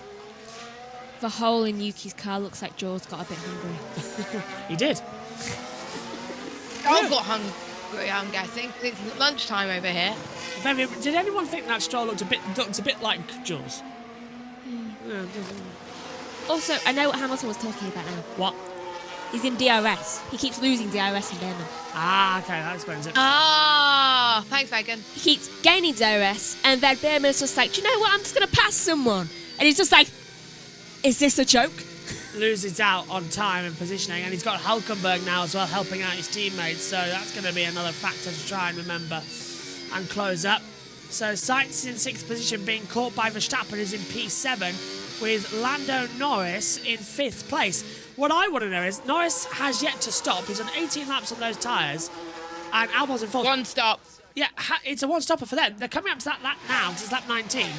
But how on earth has Max Verstappen been overtaken by Norris and even in the pit lane hasn't moved back? Because if... Norris isn't pitted. I'd forgotten where Max was. He's lost places from where he started. He started 6th, he's down 1. Sainz down 3, Norris up 10, but yet to stop. Albon up 5. We ride with Oscar Piastri. 8/10 the gap between him and Charles Leclerc. Here we go. Battle is on. And it's a little bit wide there from Charles Leclerc. He has to go defensive. Piastri will have the DRS. Is this going to be an opportunity to overtake for the race lead for either one of them? Down towards turn 1. The gap is closing. 40 metres, 30 metres, 20 metres. Into the braking zone. Piastri's going to send it out the inside. And Oscar Piastri brilliantly takes the lead. But Leclerc's going to fight back down towards turn 2. Piastri has got the better grip. Piastri takes the lead of the race. But now Leclerc has the DRS down towards turn 3. They're on the dust. Piastri can only move once to go defensive. He moves twice. Leclerc has to go round the outside. That was brilliantly defensive, but is that going to be trouble from Piastri for moving twice? And welcome down the back of the field. Welcome to the points, Colapinto. Into 10th position, get ahead of Pierre Gasly. Nicely done. He went right round the outside of him, I think. We didn't see it. No, we didn't see it. We need a picture-in-picture from that. Yeah, but from where they were, he must have gone round the outside. Let's take another look at this one, Jess. Then such a perfect DRS run, and Piastri throws it up the inside. Leclerc was trying to defend that, but he couldn't. And we got Leclerc trying to go for the switchback. These two have been racing very, very cleanly so far as well, and two of the favourites to win this one. But if these two keep squabbling, there's a bit of moving there in towards turn 2, and Piastri covers them off. But if these two keep squabbling, look at that. Perez in that picture. He can catch up too. Yeah. So Perez is now in the back. So we've got a 3-way fight, and Albon's closing in as well. So is Norris. Norris is closing in too. If we have a safety car here, this is going to majorly benefit Williams and McLaren with Lando. Speaking of, Lance Stroll has just been told that safety car windows and virtual safety car windows have been opened. I was wondering if we're getting to that stage of the race. And same with Ricciardo and Gasly. So they're all being told that the safety car window is open. Piastri's having to go defensive as now Leclerc has the DRS down to turn 1. Piastri knows he has to go defensive. Leclerc very much under braking, can't get through. Struggling a bit, Norris is. Norris is struggling, okay. Just a bit. He's going to have to pit. Perez is a 2-time winner here as well. Multiple podiums. He's had about 4 of them here in Azerbaijan. He knows how to race on street circuits. He's a whiz at them as well. He only used to win on street races. As he head down into turn 3, Perez now for once getting his eye in, and he's up there to win a race. We look to Lewis Hamilton now, who has DRS on Ollie Behrman over 14th place. Ricardo, I think, has just been passed by Hülkenberg as Hamilton getting squeezed by Behrman into turn 1, and Hamilton a bit oversteer. That was incredible defending from Behrman. Just like, hello. It's just like, do you know what? I'm not going to be easy to pass. Hamilton's, is that why he's getting angry? Yeah. He's just like, I already let Lando through. You're not going to win this. I have no reason to. Perez fast lap, by the way, 1:47, 1:40. So he's closing it massively right with Charles Leclerc, who's now going to have to attack and defend as well. Hunter and prey at the same time. Perez, for once, is prey. The fact that Lewis is getting, beaten so far by the youngest driver on the grid. Norris. Struggling a little bit. Yeah. But you're doing a really good job. Okay, so that's... So the pace might feel we can already guess that word. Where am I? Lewis is so You're sorry. in Azerbaijan, Lewis. In a Mercedes, which isn't probably the best car to be in, starting at the back of the grid, as we see. Is Leclerc again going to have an attack? He's having a go. Piastri again just shutting the door. He can't find the way through any tunnel. Heat off for a few laps, that's all right. This is the first time I've seen a Williams very happy. Yeah, no, Albon's in 4th. His team said, we're happy with the mode. It's like first time in forever. For the first time. Albon's doing well with the tyres. Albon's, Albon was a tyre whisperer in Australia last year. He appeared at the end of the race. They are pushing like crazy. Oh, they have more grip than us. Copy. Just keep doing a good job on tyres. It's still very long. So this is This is catching out Charles Leclerc. He did not expect the Red Bull and McLaren to be this competitive. And this is going to be fantastic for the rest of the Grand Prix. It's, 30 to go, approaching halfway. I love how we've got the first Ferrari driver surrounded by the 2 main team's secondary drivers, and he's just like, what have I gotten into? This is what you spotted, Megan. Yeah, the inside. Colapinto went to pass Gasly. Nice moves there, Jess, from Franco. Gasly's tyres. Gasly hasn't pitted yet, remember? Isn't it? No, he is. Gasly yet to stop in this race. Hybrid energy on the last lap. Okay, Leclerc was recharging. Piastri's got none. Piastri's no, and Verstappen's caught up to Sainz as well. This Azerbaijan Grand Prix suddenly been turned up to 11. Norris, Sainz, Verstappen closing up the championship 2 with the Ferrari in between, and then we've got the constructors battle at the front between McLaren, Ferrari and Red Bull, and this is just fantastic. Stop the count. Colapinto's in the points. Norris is surrounded by neighbours. Down to turn 1. Leclerc has a good point. Leclerc had the DRS, but Piastri is not going to be spooked by Charles Leclerc. He will have the defensive strategy. Except on Halloween. That's Carlos Sainz diving through on the inside of Lando Norris, and now we've got Verstappen right there as well with his championship rival. McLaren have left Lando out way too long, thinking there was going to be a safety car. That safety car has not come, and now they really are all in trouble. Well, we all thought there was going to be a safety car. Have they switched helmets? Who? Verstappen and Perez. Nope. It's the sunlight, Jess. It's still the line on top. Oh, right, okay. Yeah. I know. just got a bit confused. The sunset, it's a twilight race here in Azerbaijan. And it always gets Hamilton's me. past Ricciardo. Finally, starts up to 14th place. He's still stuck behind Behrman, though. Yep. I just find that so funny. Behrman's just like, oh, you want to get past? Well, no. Slowly, catchy. Catchy. This is going to be a race that's going to... I don't know. Oh, Stroll in the pit. Stroll pits. Is that to retire? No, 22 laps on those hards. Maybe he's taking them all he can. Yeah, new set of tyres for Lance Stroll. So 23 to the end, I think. Yeah, hards again. Used hards.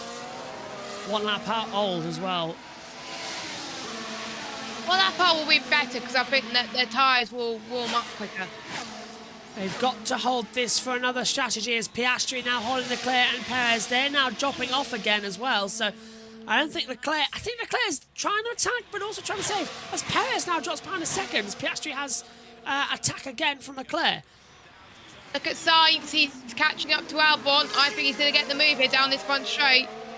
Albon going a bit defensive. I'm watching Verstappen as Norris goes towards the pit wall to go defensive. Verstappen tries to put around the outside. Norris and him nearly touch into turn 1. Flashbacks. Oh, God. Austria repeat. It's getting absolutely insane. Verstappen is looking left and right to try and get ahead. It is not paying out the way you want it to. Just wait for him to pit. Verstappen's got the DRS. Lando's going to go aggressively to defend. Verstappen looks back to the inside line. The two nearly touch down into turn 3. It's going to be inevitable, isn't it? I think they're going to make contact at some point. If Finally. I was Norris, I would pit to avoid the drama. I would pit now. Finally, some action. Also, they haven't made contact in a while. Austria was the last time they made contact. That's the last time Harry Benjamin was in the commentary box. Also, I kind of want Perez to win. Second. I kind of want Perez to win. Yeah. He needs something. So do I. Looking at that sheet and seeing everyone around him just like highlighted and him not is just sad. I don't normally want a Red Bull to win, but since it's Perez and he likes this track, he'll be good. Anyway, Hamilton radio. Surface temp now. I'm trying. Yeah, okay. Not much you can do. He's trying, for Christ's sake! Get those tyre temps down as quickly as you can. Oh, Perez runs wide! Oh, and that's Max! That's Max! I thought it was Perez. That's Max. I was going to say that's not Perez. Yeah. Making mistakes already. Max, when he's battling Lando, it's just like he lets his annoyance bubble a bit too high. It's like when he's battling Lewis in 21. It's just like, yeah. Right. This is the race leaders, and there is Sainz battling with Albon, okay? And there's Norris and Verstappen. Here we go again. That's Norris and Verstappen. Sainz is way out at the moment. Brakes are not working. Max Verstappen has brake problems as well. That's just what we need. Suddenly you just see Adrian Newey walking away with some pliers. He hasn't been involved in the car since Japan.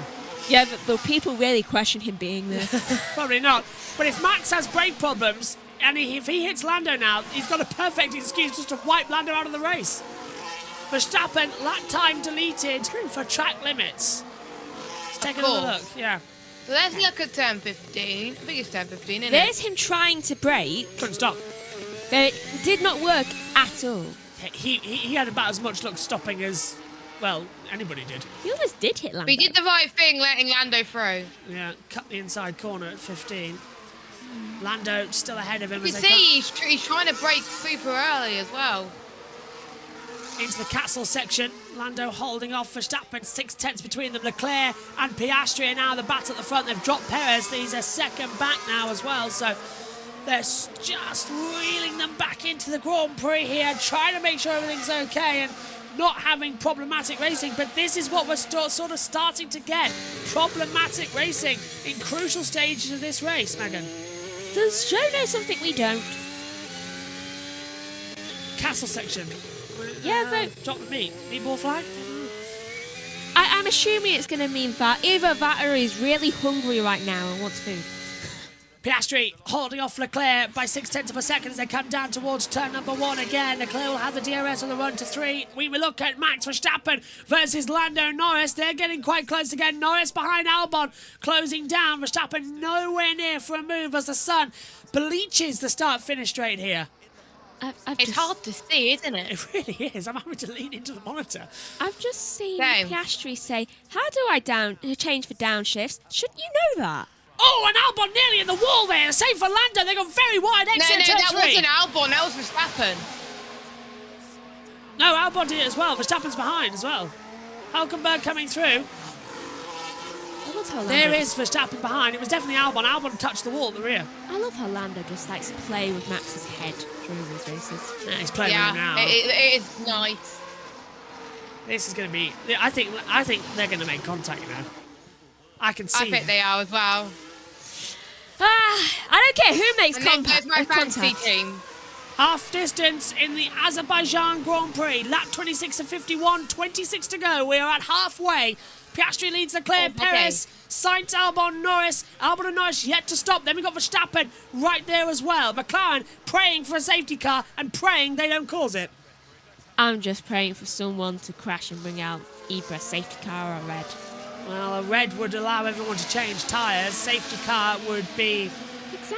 the safety car would still lose places for Lando. Red would change it immediately. Let's have Russell's radio. What lap do you expect Albon at Norris box? So we're thinking at least another 10 laps for them. It's a bit too late, isn't it, in that distance? I wonder if Russell's trying to do a one-stop as well. Look at Leclerc. He's on the back of Perez. He's on the back of Piastri massively now as well. Someone crash into someone or a wall. Oh, jeez, where's Sargent when you need him? Lance Stroll's already in 19th place as well.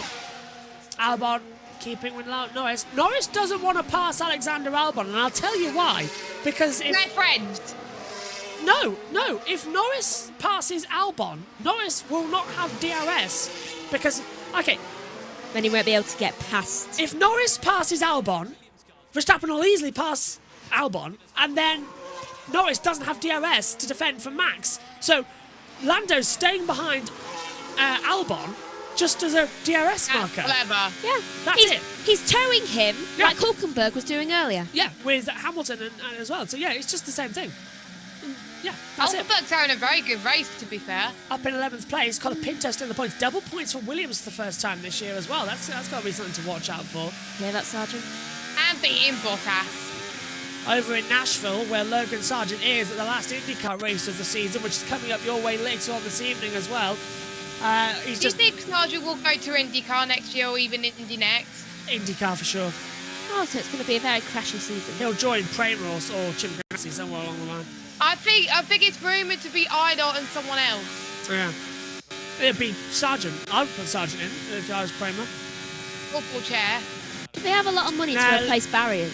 Porsche could be, but he's signed up currently, maybe having that seat in Sauber alongside Bortoletto as well as Bottas. Those three are the ones going for the seat. Meantime, Leclerc closing in again on Piastri down to turn 1.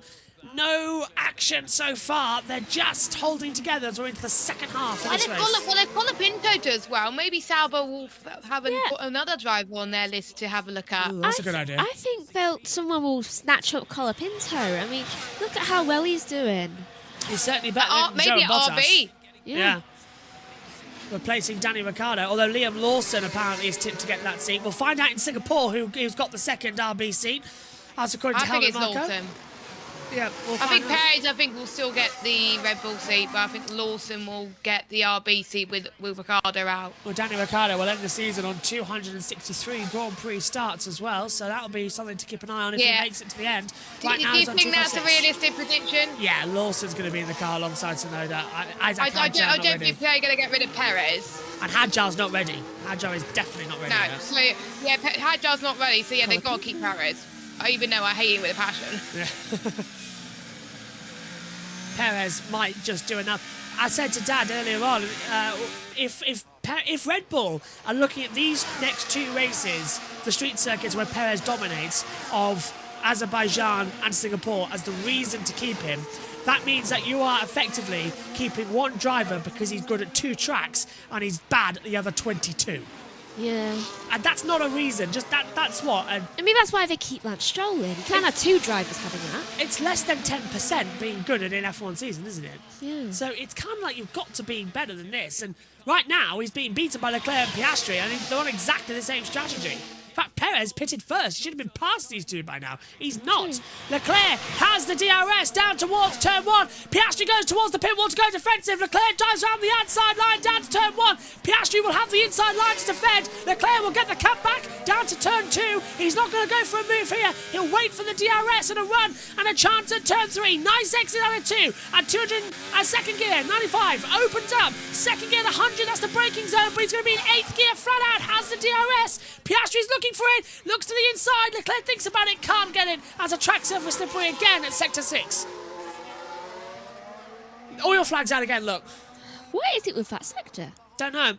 It seems like we're just having, it must be leaves. Yeah. We've gone green now. It is a very tree path. Even, do you know what I'm thinking as well? The Azerbaijani marshals have been a bit too liberal with the flags this weekend. They just want to wave the flag.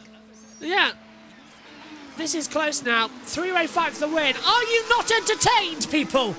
As Hamilton fighting for control, he's got radio. You see now how I have to drive this thing. Copy that, Lewis. Yes, it's effective though. No, it's not. No, he's riding a bull right now. Is that what that Mercedes? It's not good. A Red Bull. Into the braking zone for turn 15. Piastri again, brilliantly defensive. Charles Leclerc sliding the rear out of that Ferrari as we head down to turn 16. They've got to find a way through ASAP. Now, good exit for Leclerc. What's the throttles? He's so much faster already. Leclerc, I know what Leclerc's doing. He was saving his tyres for the last few laps to push on Piastri towards the end of this stint. Yeah, because I think it will be a two-stopper. Piastri's already having to go defensive before they even get to the DRS line, which is there. Leclerc will have it down to turn 1. Piastri will, again, not this time go towards the pit wall because he'll know that Leclerc will understand that, so keeps his racing line. So now, Leclerc is a little bit confused as to what Piastri's defence is going to be. Never do the same trick twice. Does Ferrari have a good strategy for once? Well, they had one in Monza, didn't they? But I don't think the way Leclerc's wrecking these tyres, they're not going to make it to the end of the race. They're going to have to stop again. They're going to be praying for a late race safety car. Safety car. Yeah. Yeah. Why do I have a feeling that Gasly's just saying help? Piastri's saying help. Who is? Gasly. Gasly's saying help. Yeah, probably. He's stuck in between two Hasses, and he hasn't pitted. If you were... Gasly, why haven't you pitted? If you're struggling enough, pit and box for... Oh, no, you can't go on to the hard. It has to... So I think it's too late for him to go for hard, so he's going to stretch out for mediums. There's Behrman's past him. Yeah, so Gasly's down to 13th. I'm amazed by Albon and Norris. As you say, the two tyre whisperers, they're holding off Verstappen quite nicely. At a track you can overtake at, today it's proving incredibly difficult. And why hasn't anyone crashed? I mean, did you get all your crashing done in practice? We had an F2 race and that brought out the red flag earlier on this morning. Someone crashed. Marty going over the back of Kushmini. Kushmini. I don't even care if both championship leaders crash. I do. I don't. I do. That means it's going to be... That was a pace advantage, mate. Get closer. Okay, mate. We're considering doing something different then. So Norris and Piastri as well, they're on two different strategies, but Norris complaining that he's got no grip. Leclerc this time, he's going to go for it. Piastri goes defensive on the inside line. Leclerc's thinking about him around the outside. Lando's been told box. Again, Leclerc just playing with his food. The thing is, there's no point in going for the lead this early in the race. There's still 20 laps to go. Lando boxes and releases Max Verstappen. He's close. No, hang on, he hasn't stopped. Lando hasn't stopped. Stay out. Look, he got told, stay out. Lando didn't come in. He's been told to stay out. Stay out. It's like a German Grand Prix for Lewis Hamilton. Like, in. Oh, stay out. Piastri's hitting the rev limit up, so he's losing speed now as well. That's going to benefit Leclerc. Perez just dropping back. So, yeah, let's have a replay. This is Alexander Albon's tyres. They look fine. And so do Lando's, to be fair. Yeah, they both look fine. I don't know why. Maybe a little bit of degrading on the sides, but nothing too serious. Yeah, on the inner tyre wall. Albon's got much better tyres than Lando, I reckon, judging by that. he But does. Albon's a tyre whisperer.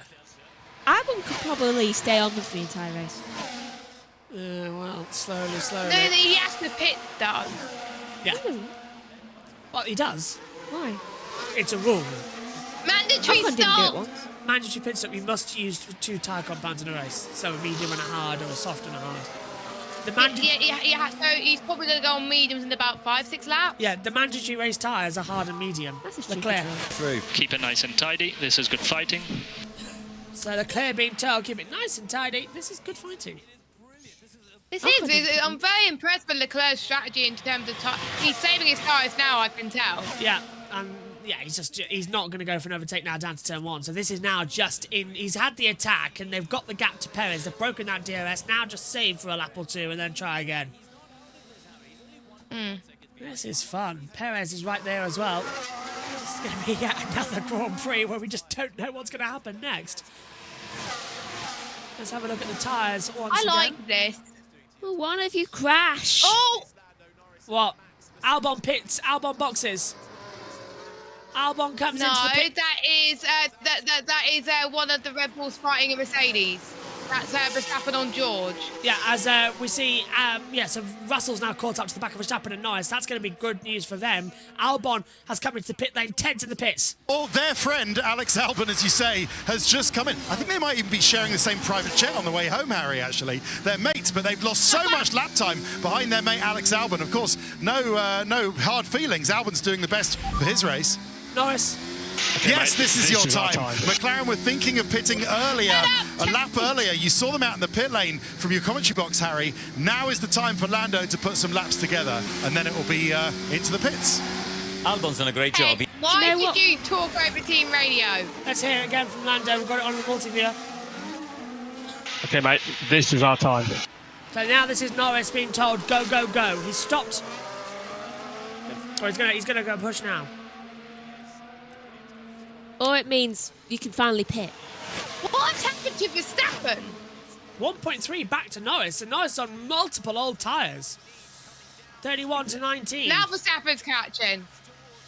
1.4, but Leclerc's catching on. Piastri too. Piastri goes defensive towards the pit wall. Charles Leclerc swings round the outside. Come on, Leclerc. Into toe, not going to work. An outside move never works, but tries the odd switcheroo again, and he loops him. He loops him. Oh, Leclerc.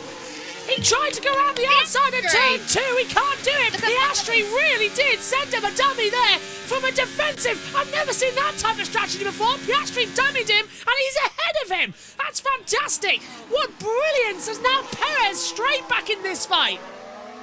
Oh. Whoa.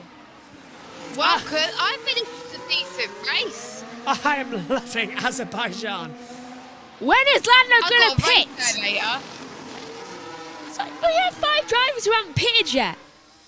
They're still on the... I know. Let's hear from Max.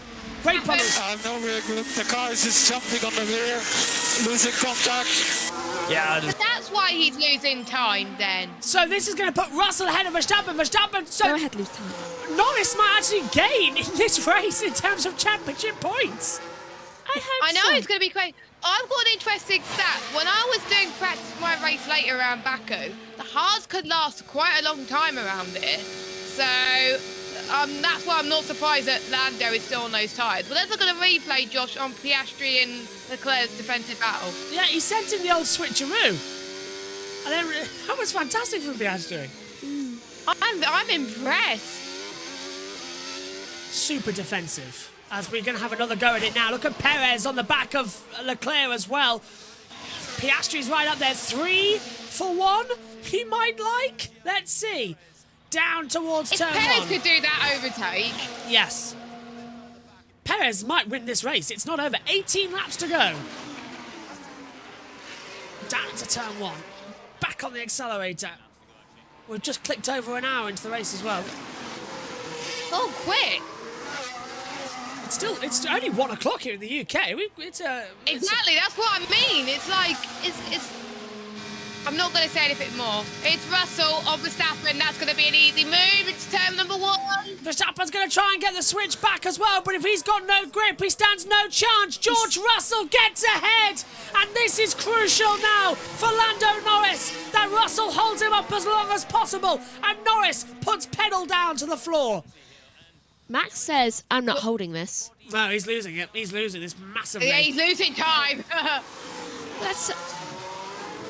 Couldn't attack back there, did he? I wonder. I think, because Norris been on those tyres most of the race, I think George could get a stop here. Yeah. Why? As long as he doesn't get qualified. Timing's glitched. No, I keep saying him not. He's just that little bit behind. Let's take another look at it again as we hear from Ollie Behrman on the team radio. 1 second quicker than Alonso and Colapinto in 8th and 9th.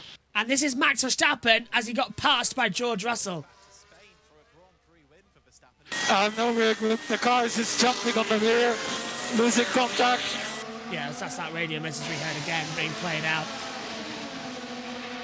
This race is just turning into insanity now, as I'm going to take a look at Sergio Perez's onboard camera up here in the commentary box so I can keep an eye on who's where in this strategy at the moment. We come across the line once again.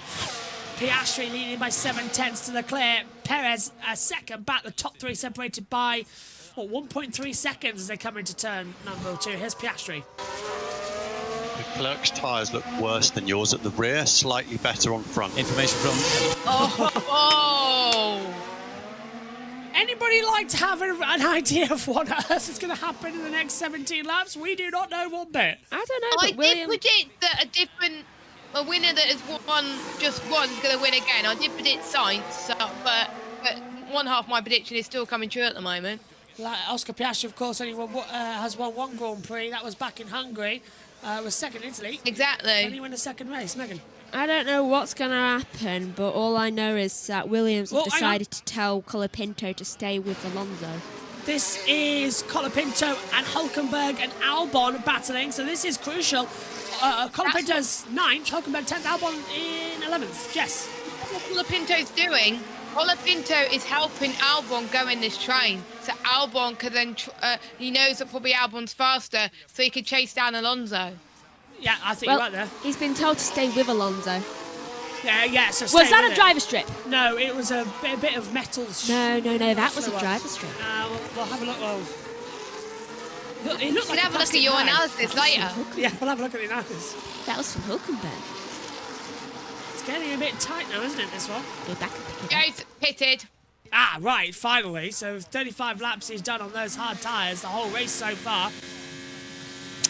Why is Norris not pitted yet? Because you can't pit on soft, but it's not a mandatory tyre, so you've got to pit on medium. Yeah, he's going to wait until the last possible moment, isn't he? How is he improving his time? Lando's just set his fastest up of the race.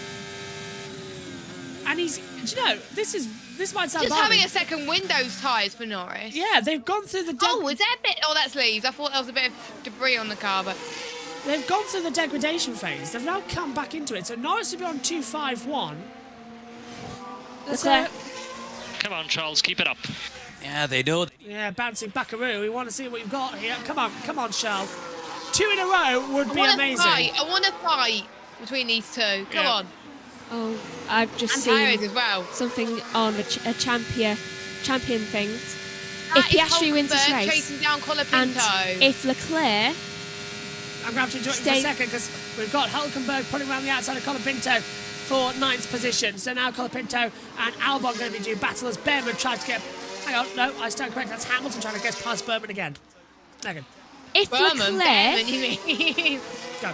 If Leclerc stays in second and Piastri wins this race, then guess who moves up into 3rd position in the Drivers' Championship? Who? Piastri. Piastri. Good point. What's the gap between them? Oh, and he has the fastest lap point right now. Whoa, big snap from Charles Leclerc. He's left some 11s down there on the exit of turn 16. Big snap of the rear over, and he's coming to that section now. Yellow flags. Oh, yellow flags set to 1. Esteban Ocon. Why? No, he's green flag. Green flag. You couldn't have stayed out. Let's hear from Leclerc.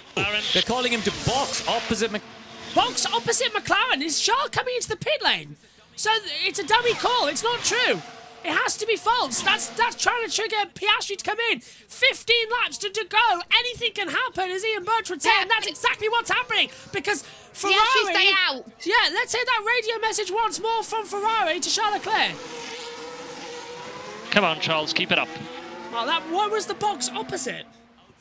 I don't know. So, Leclerc trying to dummy them? Leclerc's just been told to stay out there. But he got told on the radio, box opposite McLaren. That was an old message. Ah, right, here we go. Here's another one. Here it is. Box opposite McLaren. What was that about? Has that The just only McLaren to box is Lando. I've got to think that's been put out by the world feed incorrectly. I think that's meant for science. Behrman having a go now as well. He's going to have an attack as we come down towards turn 1. There's multiple drivers going side by side. That is Albon trying to get ahead of Hülkenberg. Behrman trying to get ahead of Colapinto, and Hamilton's right there as well. And Hamilton goes to the inside line. At the same time, Behrman tried to have a look at Colapinto. Albon's got through on that last lap time. That must have been meant for science. Yes, I would say that would be for Carlos. So as Hamilton dives to the inside of Behrman, still can't get through at 3. 39. It's 39, right? A 39-year-old can't get past a 19-year-old. Hamilton. Norris is still the only one that's not pitted yet. So at the moment, that gap is still... Norris is still going to be in points here.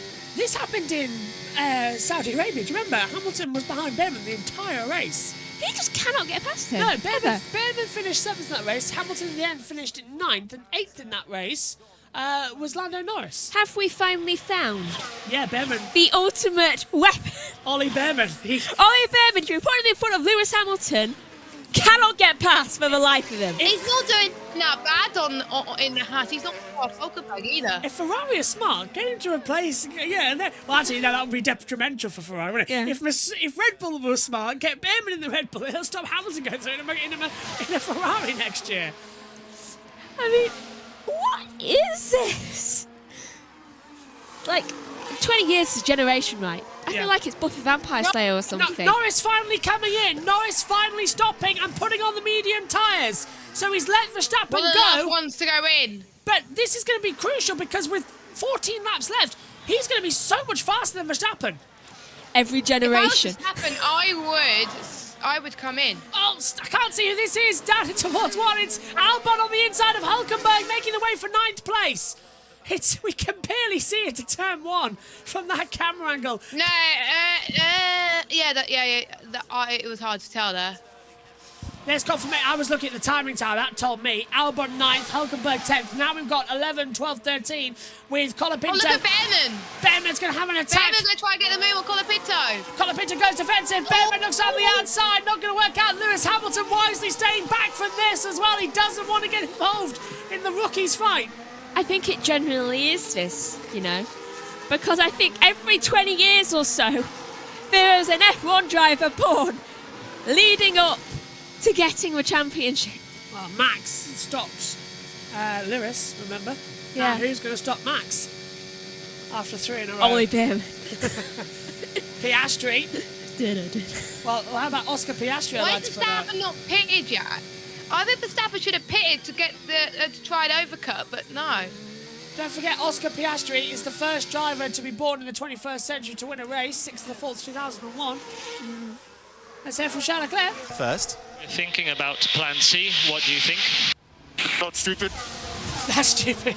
Plan C. He loves the word Maybe a stupid two-stop here. there. Yeah, so it's too stupid. I know what the Plan C is. What? Go for softs. Yeah. Soft tyre. Also, it's too late to enact any different sort of plan than what you're already on. Exactly, yeah. I think if I was Leclerc, stay out, because we've seen with the likes of Albon and Norris that they were able to get their tyres for a long time in this race. So I would stay out. Have Lando Norris The end in order to catch Verstappen. We want the best pace of the end in order to catch Verstappen as an engineer. Hamilton still can't get ahead of Behrman into 1, and Behrman still can't get ahead of Colapinto. Ooh, that is purple sector 2 for Norris. Opening. 14 seconds. How's he going to get 14 seconds in like 10 laps? 13, so he's got time. Don't forget, Verstappen's struggling. and he's got 26 lap old tyres. In reality, he just needs the fastest lap. Norris. Let's get Piastri staying on it as well in the championship. Same so with Leclerc. I'm just trying to work out, would this mean that McLaren take the lead in the Constructors' Championship for the first time? Does it say on Multiviewer about that? I'm having a look. Or does it not update until the end of the race? Well, I've clicked the button as Piastri closes in. Yeah, McLaren will take the lead in the Constructors' Championship by 1 point to Red Bull as things stand. McLaren, 470. Red Bull, 469. Ferrari, 437. Copy, keep it up. Piastri is starting to struggle. Copy, keep it up, says Leclerc. So McLaren will lead the championship. In terms of the drivers, Verstappen will be on 311, Norris on 247 as it stands. So it would be the first. I still think the drivers will go to Verstappen. Yeah. Super close to contend with now in the session. It kind of reminds me of 2009 with Braun, where Jensen did very well at the start of the season and plateaued at this half of the season, but he still won the championship. Coincidentally, Jess, the same amount of races. Button won 7 races that year as well, and Verstappen's only won 7 races this year. Yeah, exactly. This is like a 2009 repeat. Yeah, which was a great season, and that means that next year we're for a 2010 repeat. 5 championship contenders going into the last race of the season. Yes, please. Let's hear from Lando again. Nice. And Lando, imagine Andrea on your shoulder saying 0 wheel spin every exit. Andrea Stella has basically trying to just calm Lando. Lando's done a 1:45.682 as Charles Leclerc kisses the wall here in Azerbaijan. This time he hasn't gone into a straight at the exit of turn 4. Here we go again then with Charles Leclerc. He's got 6/10 to Piastri and he's gaining as they come out of turn 19 into the kink at 20. Opens up the DRS. What we're going to see here as Leclerc almost looks like he's sparking as the car bottoms out down towards turn number 1. DRS open. Piastri has got nothing to defend himself this time around. He goes to the inside line to try and defend. Leclerc, again, that outside manoeuvre not working out. Leclerc's going to have to risk the inside line at some point because Piastri will jump out of the way if he shows him anything. But these two old rivals of Formula 2, both champions of F2, both having a battle now. No, they're not. Oh yeah, they are. Yeah. I'm thinking about Norris. Piastri won it. I need food. Leclerc won it in 2017. Piastri won it in 2020. One. Oh yeah, he did, didn't he? Yeah. The same year that he got promoted to F1 for 2022. Yeah. And no one could understand why. Look at the championship now. Look, it would put Leclerc, as you say, Megan, Norris third, but Piastri would still be fourth in the drivers with Leclerc getting 18 points. Why did the other thing show that thing then? Very bizarre on that one. Oh, hello! Hamilton finally muscles his way through on the inside of Ollie Behrman's turn 1. Behrman's not giving up! Behrman is not giving up! He tried to go out the outside, it hasn't worked out! Hamilton up to 12th! Hamilton! Behrman down to 13th! So that didn't work, but great defensive from Behrman there. Wow! Get him, Ollie! Now, it's like a dog with a bone. Yeah. I think Hamilton's just saving his tyres. So now he's going to set up... Everyone's pitted, so nobody. Yeah, everyone. Well, actually, Ricciardo and Ocon have yet to stop in this race, Jess. Just saying. I know, but it's not affecting the likes of Hamilton. No, but I'll keep an eye on what they can go in this distance, Megan. But Norris is only now 10 seconds back to Verstappen. He's gaining a second per lap. Here we go again then, once again, down towards turn 1. Piastri, he's not going to go defensive this time around. Look at Leclerc, he's too far back, surely, for moving to 1. Piastri thinks about a little defensive manoeuvre and he locks up on the inside to turn 1 as well. Piastri's lost a bit more time. 10 laps to go here. Is Leclerc going to try and find a way through into turn 2? Second attempt at the DRS. Flicks the rear wing open. Can't use any of the battery either. He's too far back. Do you know what? I'm going to just switch my eyes to midfield because this is a battle I'm interested in now. Hulkenberg, Colin Pitcher and Hamilton, the battle for the final points paying position. We'll keep an eye on that as well. Look at that. 8 laps. Lando's going to try and get Max and close that gap in the championship just little by little. Bring it on. Go on, Lando. And this is Lando. No, that's Oscar. And Charles. Everyone's sliding out of turn 16 today. At least they both didn't. Yeah, exactly. At least I was worried that it wasn't going to be any of them. Into the castle section. Piastri holding it in. Perez is there too. I'm scared. Perez went over it and he didn't even flinch. No, I saw that at the exit of the gap as well. And just gained a lot of time. Yeah. He was 2 seconds. Now he's like 9/10.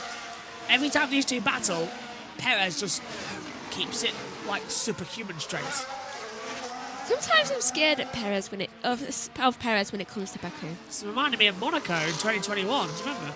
Or was it 22? When did he win? Perez. Monaco 22. 22, because 23 was Verstappen. Yeah, so Monaco 22. Where, yeah, it was. I'm 90% sure. I have the ability to check. I'm checking as we head down the start. Perez can still win this race. I kind of want him to win this race now. Down towards turn 1 again. He actually goes defensive. Yeah, nothing going to happen there. So he come underneath it as well. Yeah, so Perez on in 2022 at Monaco. So reminding me of that race as well, when how it was so competitive between everyone as well. Perez won here, of course. Oh, Sainz is catching. I look down at my notes 1 second. I cut to think of what looks like a spin. So I have to throw my head up. I can only hope. Only one yellow flag in this race, and that was Esteban Ocon. We're locking up and going straight up to turn 1. No VSC, no safety car. No, that was on lap 36 quite as well. surprising. That was, I think last year we had the same, didn't we? We had no safety car. Yeah, everyone fell asleep last year, but this time everyone's wide awake. It's been a thrilling battle in the championship. It's been a thrilling battle for the race victory. People are going to think it's boring, there's no safety car. It's been the most exciting Baku race I've seen in a while, actually, because they kept it clean. It's the longest stint without a virtual safety car, a safety car, or a red flag in Formula 1 history. Yeah, and my notepad is showing it. Yeah, we have not had we've not had a safety car or a virtual safety car since the Canadian Grand Prix. Yeah, that was in June. Ever since Max last won. That was actually Spain. Round about that time. Perez. Back Marco's coming up. It's going to get messy. Oh, no. Well, you're in for a late race red flag, anybody, because he's right. We've got Joe Bottas. Oh, we spoke too soon. Yeah, it's like Jess, it's Monaco 2011. Same cars as well, isn't it? McLaren. I've ordered my food for 5-2. Let's hope there's no red flags. Should be done. 42 minutes left of the race, though. Megan.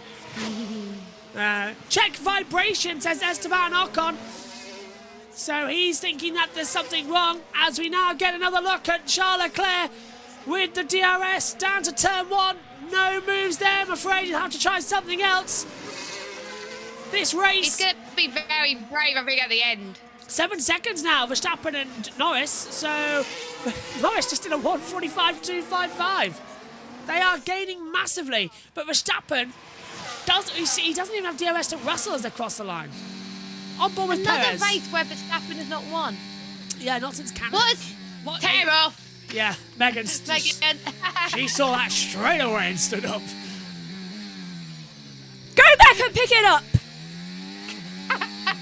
Yes, Megan. I was waiting for that rage. There is a pocket. Use it.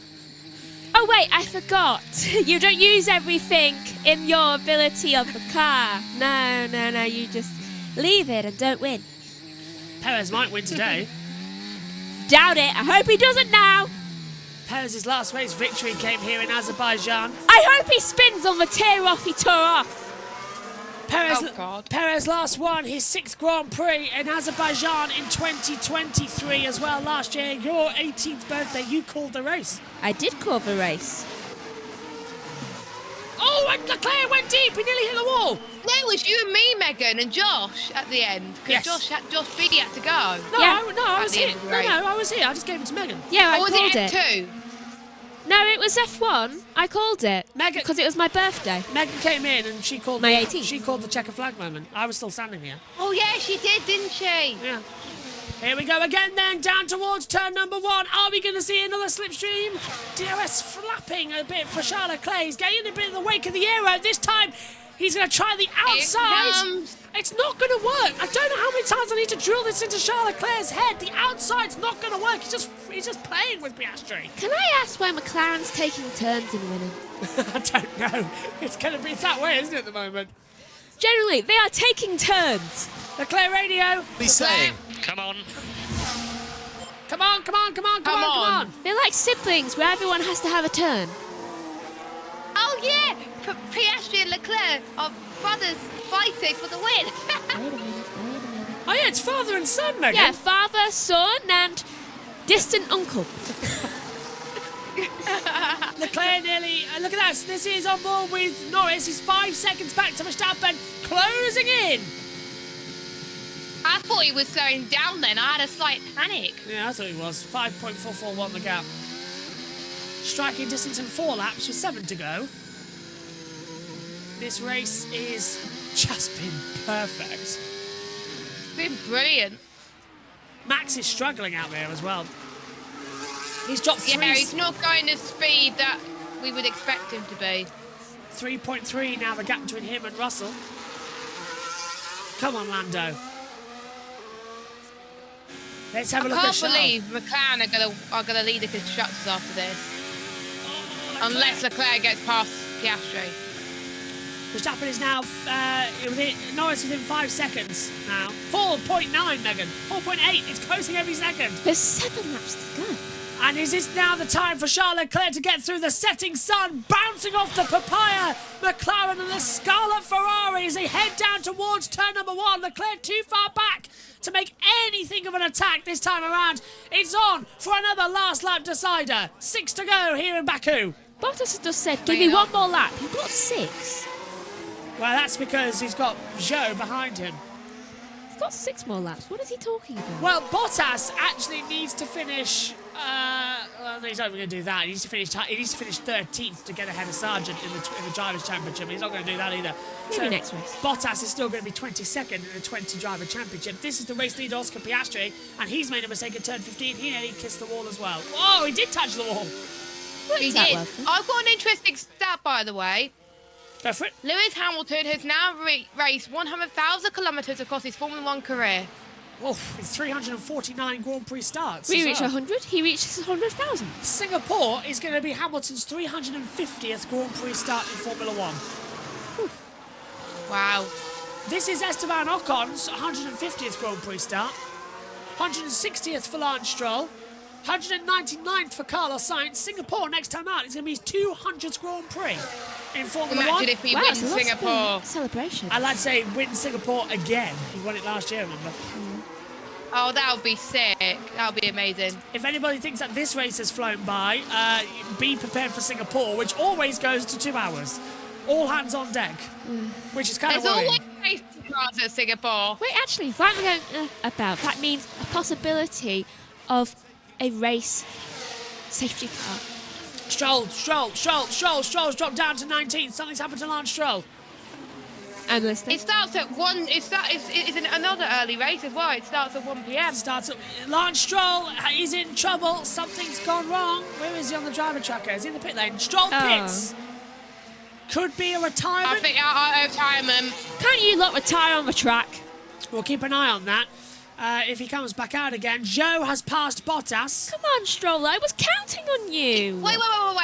I'm looking at the gap between Leclerc and Piastri. It's out of DRS at the moment. It's a second, yeah, with 5 to go.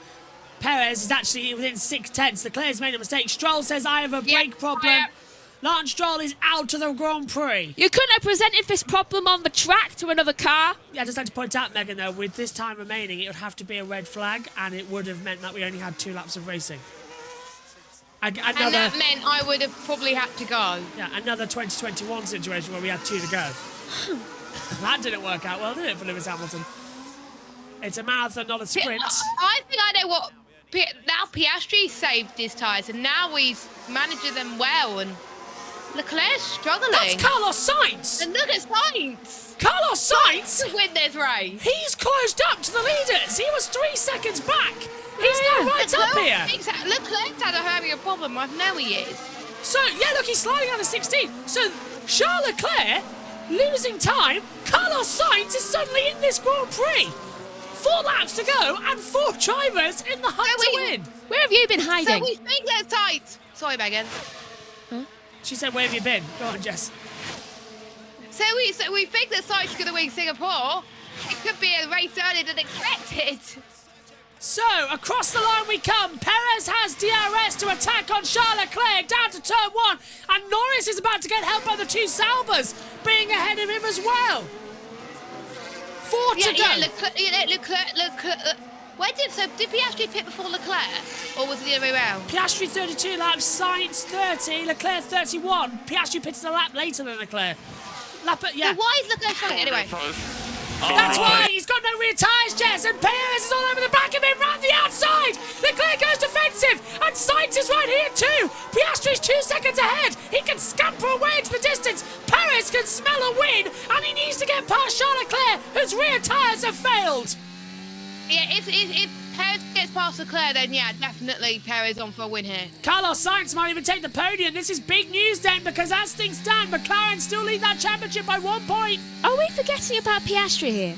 If Perez gets ahead of Charles Leclerc, Red Bull will lead the Constructors' Championship once more. So Norris needs to pass Verstappen to correct that fact. But still, the gap will close up by a point or 2. It'd be like 2 or 1 gap, wouldn't it? I can't work out the gap. It's 18 to 20. No, it's 18 to 15, so it'll be a 2-point gap, Jess. You're right, yeah. Pit Norris off Verstappen. Norris is gained on now. Verstappen's made a mistake. Verstappen has made a huge mistake.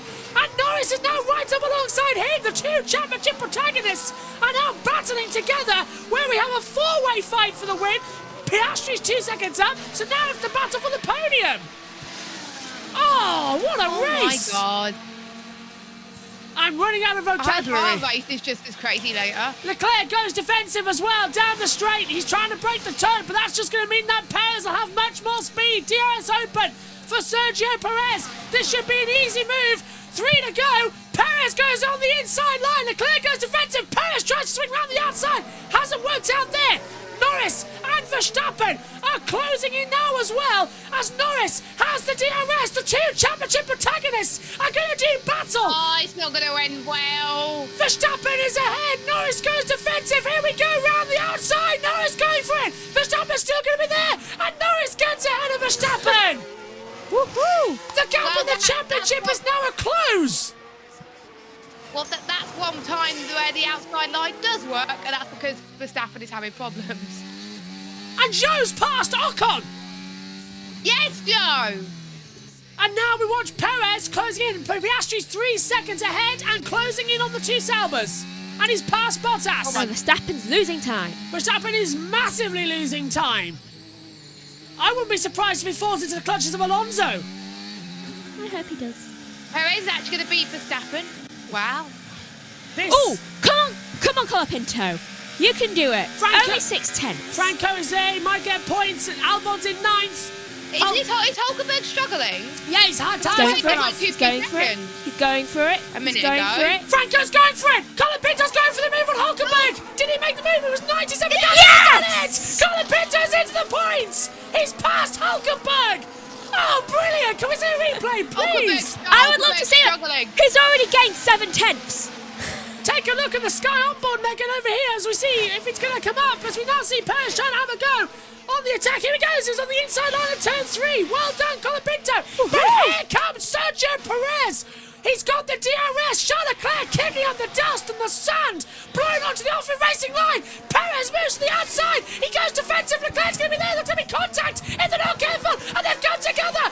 Leclerc goes straight through. Carlos Sainz gets ahead of Perez, and Sainz trying to go on the outside of Charles Leclerc. Leclerc still second, Sainz third. Perez comes back up the inside of Carlos Sainz. DRS activated. Contact! Big accident! Perez and Sainz in the wall, and that is going to have to be a red flag to the race. Perez takes Sainz out. Perez out. Sainz out, and the red flag surely will Deliberate. follow. That was deliberate. That was a massive accident. Perez is out. Sainz out. Russell the podium, and 4th goes Norris. Sainz went into the side of Perez there. That is not Perez's fault. That is Sainz's fault. What were you thinking? That wasn't Perez's fault at all. No sign of the red flag, but it's going to have to be. They can't even put the safety car out. They're going to be doing what they did in F2. They'll have to stop the race. Let's take a look at this again. So Perez gets the DRS as it comes through. Down and towards. He gets a great toe. Leclerc goes aggressive, and then he's going to come back through around the outside. Right, I'll walk you through what I saw with the thing. So obviously a little bit of contact there, but there is Sainz. Where's the red flag? I do not know, but round here, look at Sainz. We haven't Look even... at him there. Yeah. Right there. Sainz turns it on Perez. He Yeah. moved in right in on him. Under safety car. Come on, guys. There's no virtual safety car. There is no safety car. There is no red flag. What are you doing, race director Niels Rittig? It's been absolutely rubbish this weekend. Perez. I'm sorry. You see the beard, man? What the Is she crazy or what? We've got Piastri, virtual safety car. Virtual safety car has been deployed. It's going to end on the safety car. I'm sorry, but that should be a penalty. Let's have for Sainz. Oh, what happened there? You turned in. Are you okay? Yeah, but Of course he's not okay. I don't get it. Ferrari are livid. Virtual safety car is out as they go through that part of the track. Carlos Sainz gingerly getting out of the car. The same for Sergio Perez. A huge smash into the wall brings out the first safety car since Canada. It is a virtual. And Verstappen will be fifth, Norris fourth. But no red flag at the moment. Medical car's been deployed, but that can only be deployed with a full safety car. They've gone against the procedure. What this means? What? Behrman are going to be in the points. Behrman is 10th. Colin Pinto is 8th. Both they get points at the expense of these two. But I predicted Behrman's going to get 10th, and I was right. But why isn't it a red flag or even a full safety car? I don't get. I want a penalty for Sainz there because that was so deliberate. You were not close enough to actually be ahead of him. You deliberately turned in on him thinking this won't take me out. Why Sorry, Jess. Why the virtual safety car is out, I don't know. Niels Rittig needs to be investigated because that should have been a safety car or an instant red flag. I know we've got to get to the end of the race, but we have cars and debris across the circuit. And people. And we were at full speed, still in that zone, for a lot longer than that before that virtual safety car came out. That came out when Piastri crossed the line. The entire lap was green and everybody else went by. Perez is retired. Because you predicted Perez to win this race. Oh, that's Perez's 36th retirement. Carlos Sainz is also 36th retirement. They match each other on that stat. But Oscar Piastri is going to come out of the last corner. He'll have to take it up to the line. He was a victor in Hungary, and now he will be victor in Azerbaijan. It has been a crazy race here in Baku. It's been strategy driven. It's been literally gladiators on the streets. Azerbaijan has a new master, and it is Oscar Piastri who slowly comes up to the line under the virtual safety car for the second time, and another victory in Azerbaijan for Piastri, who won here in Formula 2. Piastri wins the Azerbaijan Grand Prix. Charles Leclerc will come home in second place for a very well-deserved podium after a battle and a half with Piastri. And just like in Austria, George Russell will pick up a podium when he didn't expect to after a mega race. Lando Norris comes back from 15th on the grid, passes his championship rival of Max Verstappen, gets the fastest lap and closes on the World Championship in 4th, and Max Verstappen will finish in P5. Albon and Colapinto get Williams' first double point score of the season, their biggest as well. Colapinto, his first ever points in Formula 1, and Ollie Behrman outraces his teammate Nico Hülkenberg and picks up another point. Lovely job, Oscar. Great afternoon. Fantastic. Yes. Well done, everybody. That was probably the most stressful afternoon of my life. So, well done. Yeah, that was a big move. So, thank you very much for the car. What a day that was. Thanks, everyone. Thank you. Thank you. Thank you. He really doesn't sound stressed, does he? No, he doesn't, and he's never actually been so surprised. He was calm. He was very calm in that race. Behrman and Hamilton finishes 9th after starting in the pit lane. Hülkenberg 11th. Gasly now comes across the line in 12th. I'm questioning Bottas' existence in this race. I am really questioning. He's 16th and has barely done anything. Yeah. Whereas Hamilton and Norris both overtook them. That could have really been serious between Sainz and Perez at that speed. I am fuming because Sainz, that was deliberate. Yeah. Let's hear from Charles. P2, not what we wanted, but some good points. Thank you. Yeah, Careful not on what we debris. wanted. Obviously very unlucky in the last laps with Carlos. We were struggling so much more with the car. We were struggling so much more with the car on hards. Do you reckon that was deliberate Sainz going in there? By Ferrari? No, to make sure that no. Leclerc could have got it? No. Sainz would never risk that. He'd never risk himself or Perez. I think he deliberately tried to squeeze Perez and didn't realise where Perez was on the circuit. The move was intentional, the action, no. He was so stupid there. That was dangerous, way beyond dangerous. Let's hear He from should get a Russell in penalty. third. George's second part of the race, really rail-driven. There's so much to learn here. Yeah, thanks, Toto. Tyres. Yep. Akin to what he did to Belgium. George Russell is a tyre whisperer.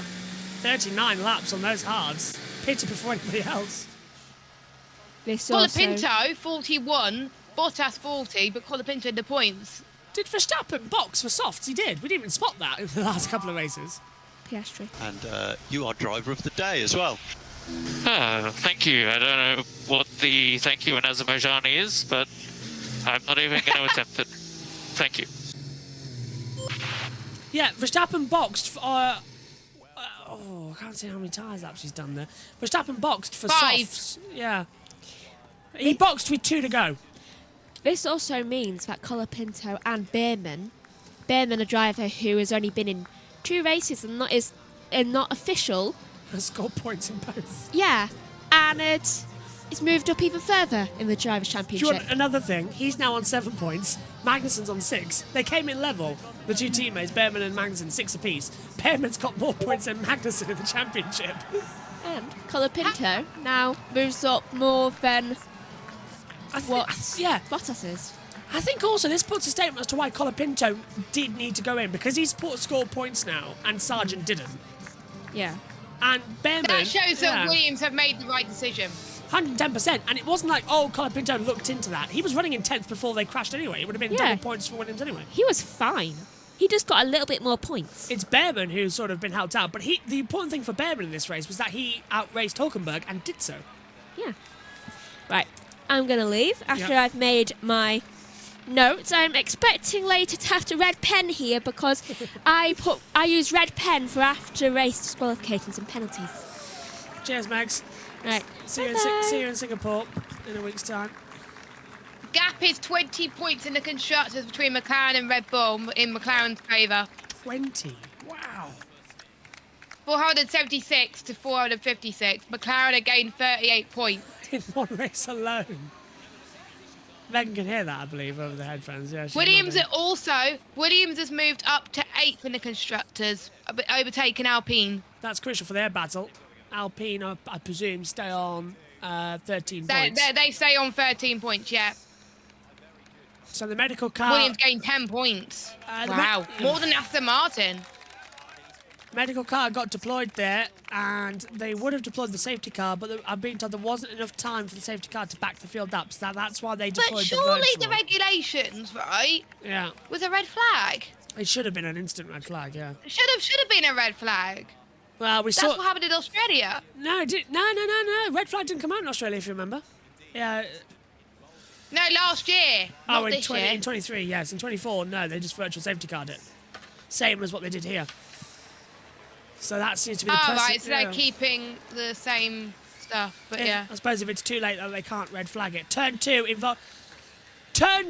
involving Perez and Sainz, noted by the stewards, and will be investigated after the race. Okay. Well, it's after the race now, so double yellow sector 3 as well. They've put the medical car back out. Russell's celebrating like he's won the race. Well, where did he start this race, George? 5th, so 2 places 5th. up. And he was running 5th as well. Norris, I think, also amazing, up 11 places, and got ahead of Verstappen. I don't know why Norris did not get driver of the day. I know. Because Norris drove amazing today. Piastri and Leclerc were fantastic as well. Throw Perez in the mix there. Both McLaren. Team of the day, McLaren. Let's hear from the top three then. They're going to talk to Günther Steiner and get I'm the going to latest. have to go, Josh. Yeah, no worries, Jess. Thanks for your company today. Take care. Cheers.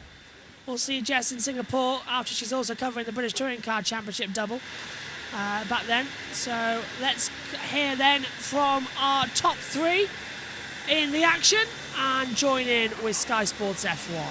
Was on the outside of me, and then he was on the outside, so I think he struggled rotating the car, and then they were like this, and I don't know. Just, I think it looked like George was asking just what happened there. Tom Stallard, a very, very happy man. Olympic silver medalist, of course, in the rowing, and so he, you know, he's used to winning trophies in his own sporting career, but looks like he's going to be sent up to the podium to collect the trophy today, along with Oscar Piastri, his driver, and they've got a fantastic relationship, Tom and Oscar. They've really, really worked well together over the last 18 months. They've been at some tricky times, and it looks like Günther Steiner is going to be ready to talk to the top three. Yeah, let's hear from them with George Russell starting. George, congratulations, fantastic job. How surprised are you to be here on the podium today? Yeah, definitely surprised. Glad to see Carlos and Checo was okay, but yeah, I think there was so much hard work this weekend for everybody in the team. There was engine changes on my side, engine changes for Lewis, so much going on. Everybody was working so hard, and we had a really bad start to the race. I was dropping off a lot, but on the hard tire, I think we were one of the quickest out there, and that was great. Got past Max, so an added bonus to stand on the podium. What was the most difficult moment for you in the race? Because as you said, you felt...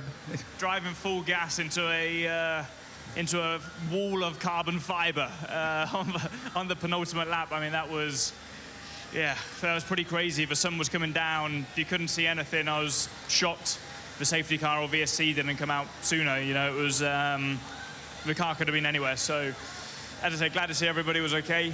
It was a long old race, and glad to be on the podium. Yeah, absolutely. Glad for the whole team that you get on the podium. And I think we now have got 4 manufacturers which can go for the podium. Do you think you can keep in there for the next races? I mean, we got to be realistic still. We should have finished 5th today. That was the true result. Obviously, with Lando's qualifying yesterday, he probably would have been up there as well. So I don't want to get carried away with ourselves with this podium today. We've got a lot of work to do. Hopefully Singapore's a slightly better weekend. Thanks a lot, George, and all the best. Enjoy it.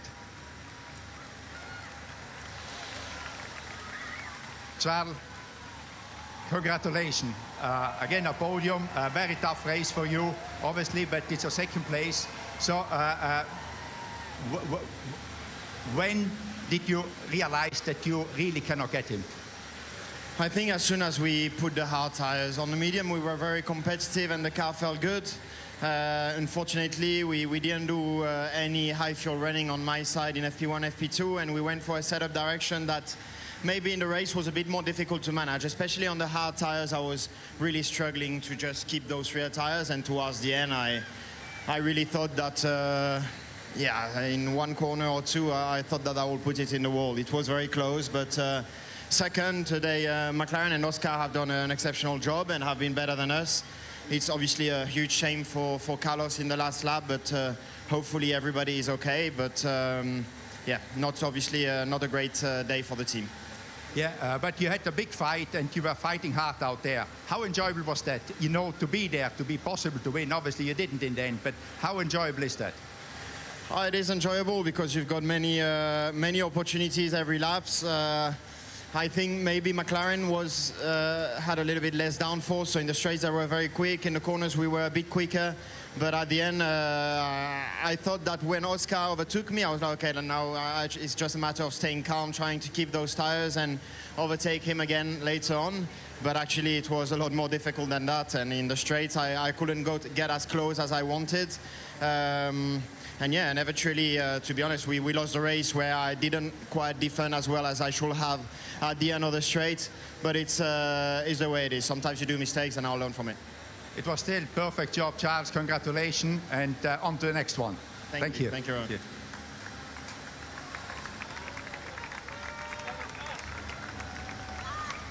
Congratulations, Oscar. Fantastic race. I always have to think that it's only your second season. Very mature race. Tell me a little bit more about it. How did you overtake Charles? You know, how you controlled the race. I mean, you did it all yourself. There was no luck involved. You did a fantastic job. Explain it to us, please.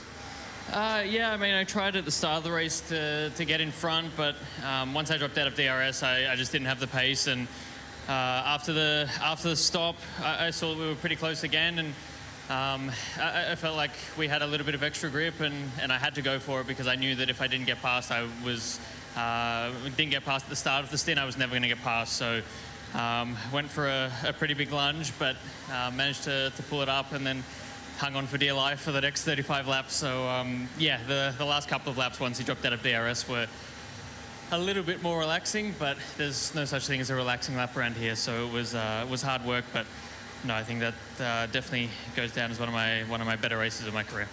It was a very good race, Oscar.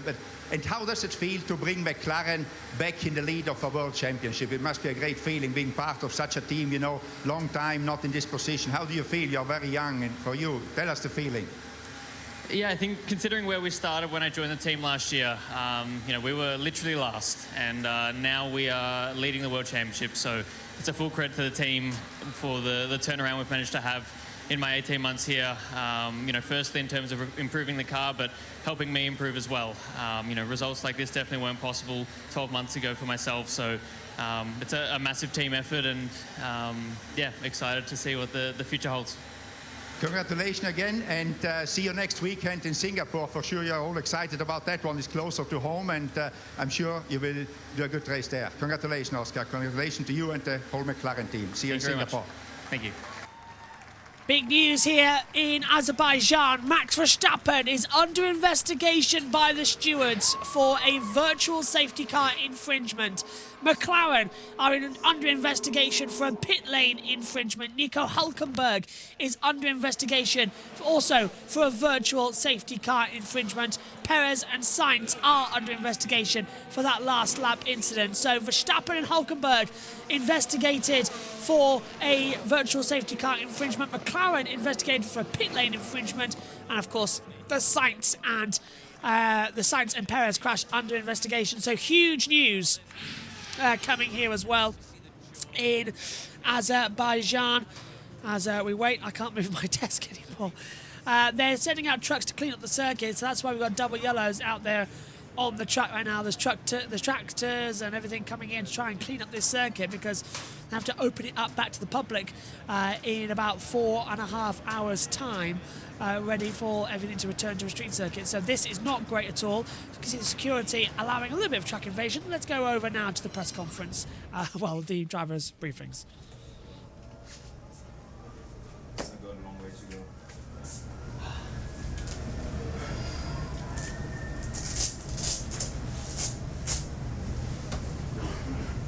Quiet in the cool-down room then.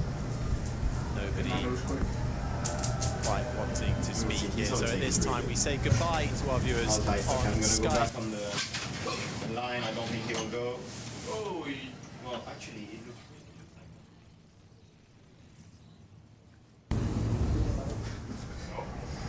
To be honest, when I hit the brakes, I was like, there's a 50-50 chance whether I make this corner or not. Yeah, it just broke at the way I was braking normally. I saw you going in, so I was like, he's not going to release the brakes. And then I was like, I'll just let him go and take the DRS and try to overtake you, and that never happened. To be honest, there was about 10 laps where I thought it wasn't going to happen, so I was pretty afraid. But once I got clean air, I was like, okay, maybe my life will be a bit easier now, but... Oh, look at that.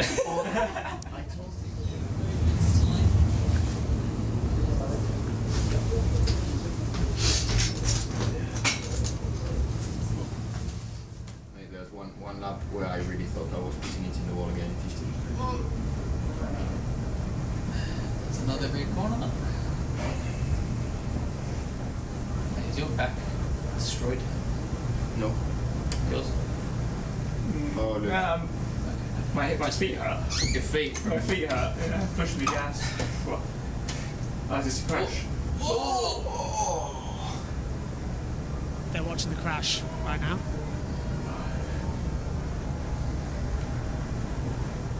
There's not been great friends this weekend. And that's the third, that's the third time that nearly, well, they finally finished the job. Well, that's certainly one way to say about it, that they finally finished the job to come through. Dio Nat says, Baku a candidate for Race of the Year, 100%, says Philip. Dio Nat saying, give side driver of the day, papaya, whoop whoop. Where are those naysayers from last year? Well, we were one of them, sadly, as well, when it came to it. Jess has left the box, Megan's left the box. Omi's been watching on in the background, enjoying all the action. I don't know if he's on mute so he can hear us. If Omi wants to say anything, I'll let him say hello. On to the podium then, George Russell. Hello. Hello, Omi. George Russell then, for his 13th podium in Formula One. Charles Leclerc, podium number 39. Oscar Piastri, 8th career podium, 2nd Grand Prix victory after Hungary. McLaren, victory number 187, podium 518. We will hear the Australian national anthem.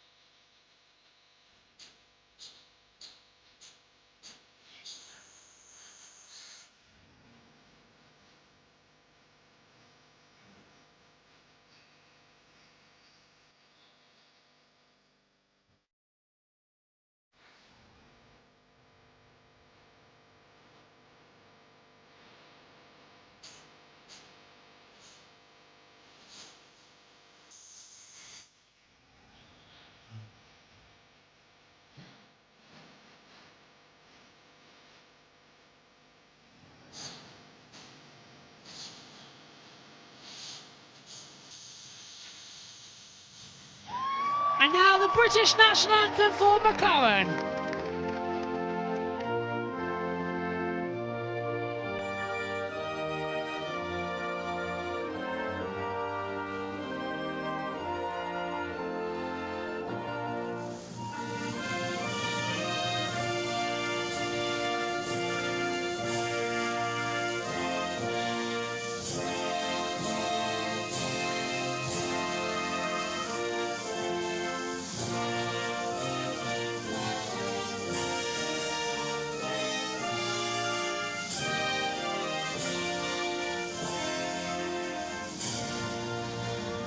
An amazing moment then in the Azerbaijan Grand Prix, and for Oscar Piastri, he will pick up his 2nd career win here in this amazing city. Another different winner in Baku, and another race where Max Verstappen has failed to win.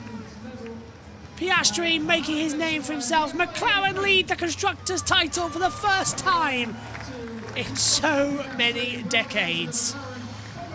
Not since 2008 have McLaren led the Constructors. They haven't won a Constructors' Championship since 1998. Tom Stallard holds up the Constructors' Trophy. A very key member of the McLaren team and has been for so many years. Charles Leclerc picks up 2nd place. Could have been the win, but double back-to-back podiums. Ferrari back where they need to be in Formula One. And George Russell picking up another last lap podium in 2024, but a hard-fought race, and I think very, very well deserved. Nothing left then after a difficult 2-hour race. It's champagne time! George Russell getting a head start.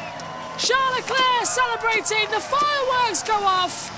Well, it's been fireworks on and off the track here today in Baku. A feisty, aggressive race between 8 drivers, but only one came out on top as others crashed into the wall and slipped down with issues.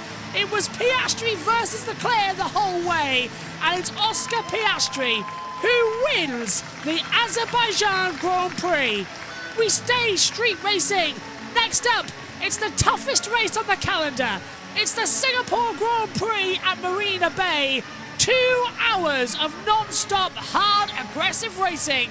after Azerbaijan, I think Formula One is ready. The championship swings. Max Verstappen still leads the Drivers' Championship, but Lando Norris is closing down the point gap.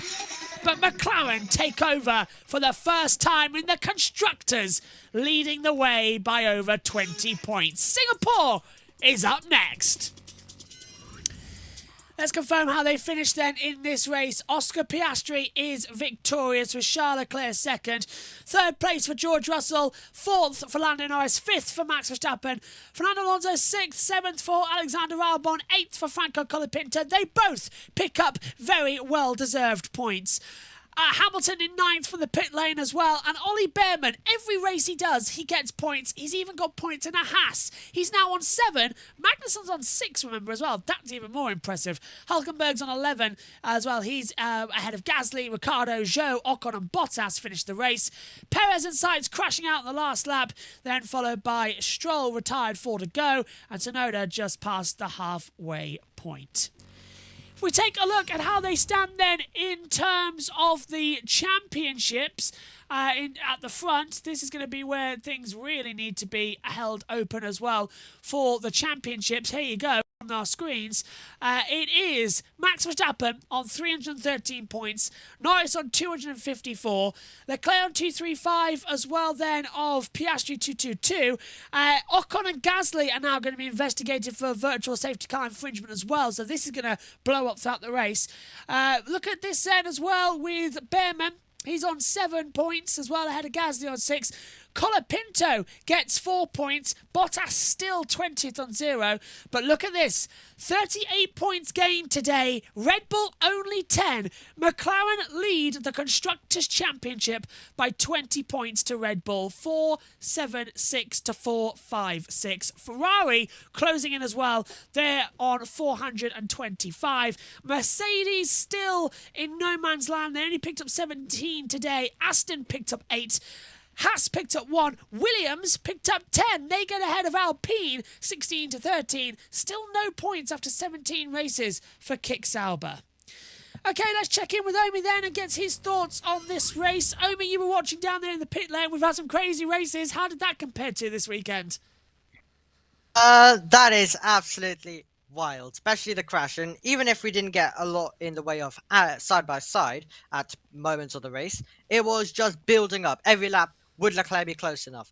It was always very interesting. So, wow, just absolutely incredible stuff. What an Azerbaijan Grand Prix. Singapore, well, that's where we had the four-way battle last year. Let's see how that is going to go in a week's time. It's going to be amazing. Look forward to seeing you there as well, Omi. Thanks to Jess and Omi and to Megan here today and JT stepping in a little bit. Race victory then going to Oscar Piastri. His second career win, definitely. No one can question his legitimacy in Formula One. Thanks to everyone who's joined us this weekend as well. It has been the 100th Grand Prix in the 2020s. The 100th race here on JB Motorsports as well that we've broadcast to you all. And what an absolutely fantastic one. It'll go down in the books. It was dramatic. All I can simply say is, well done, Baku. We'll see you in 7 days' time when we go racing on another street circuit at Singapore. Take care. Bye-bye.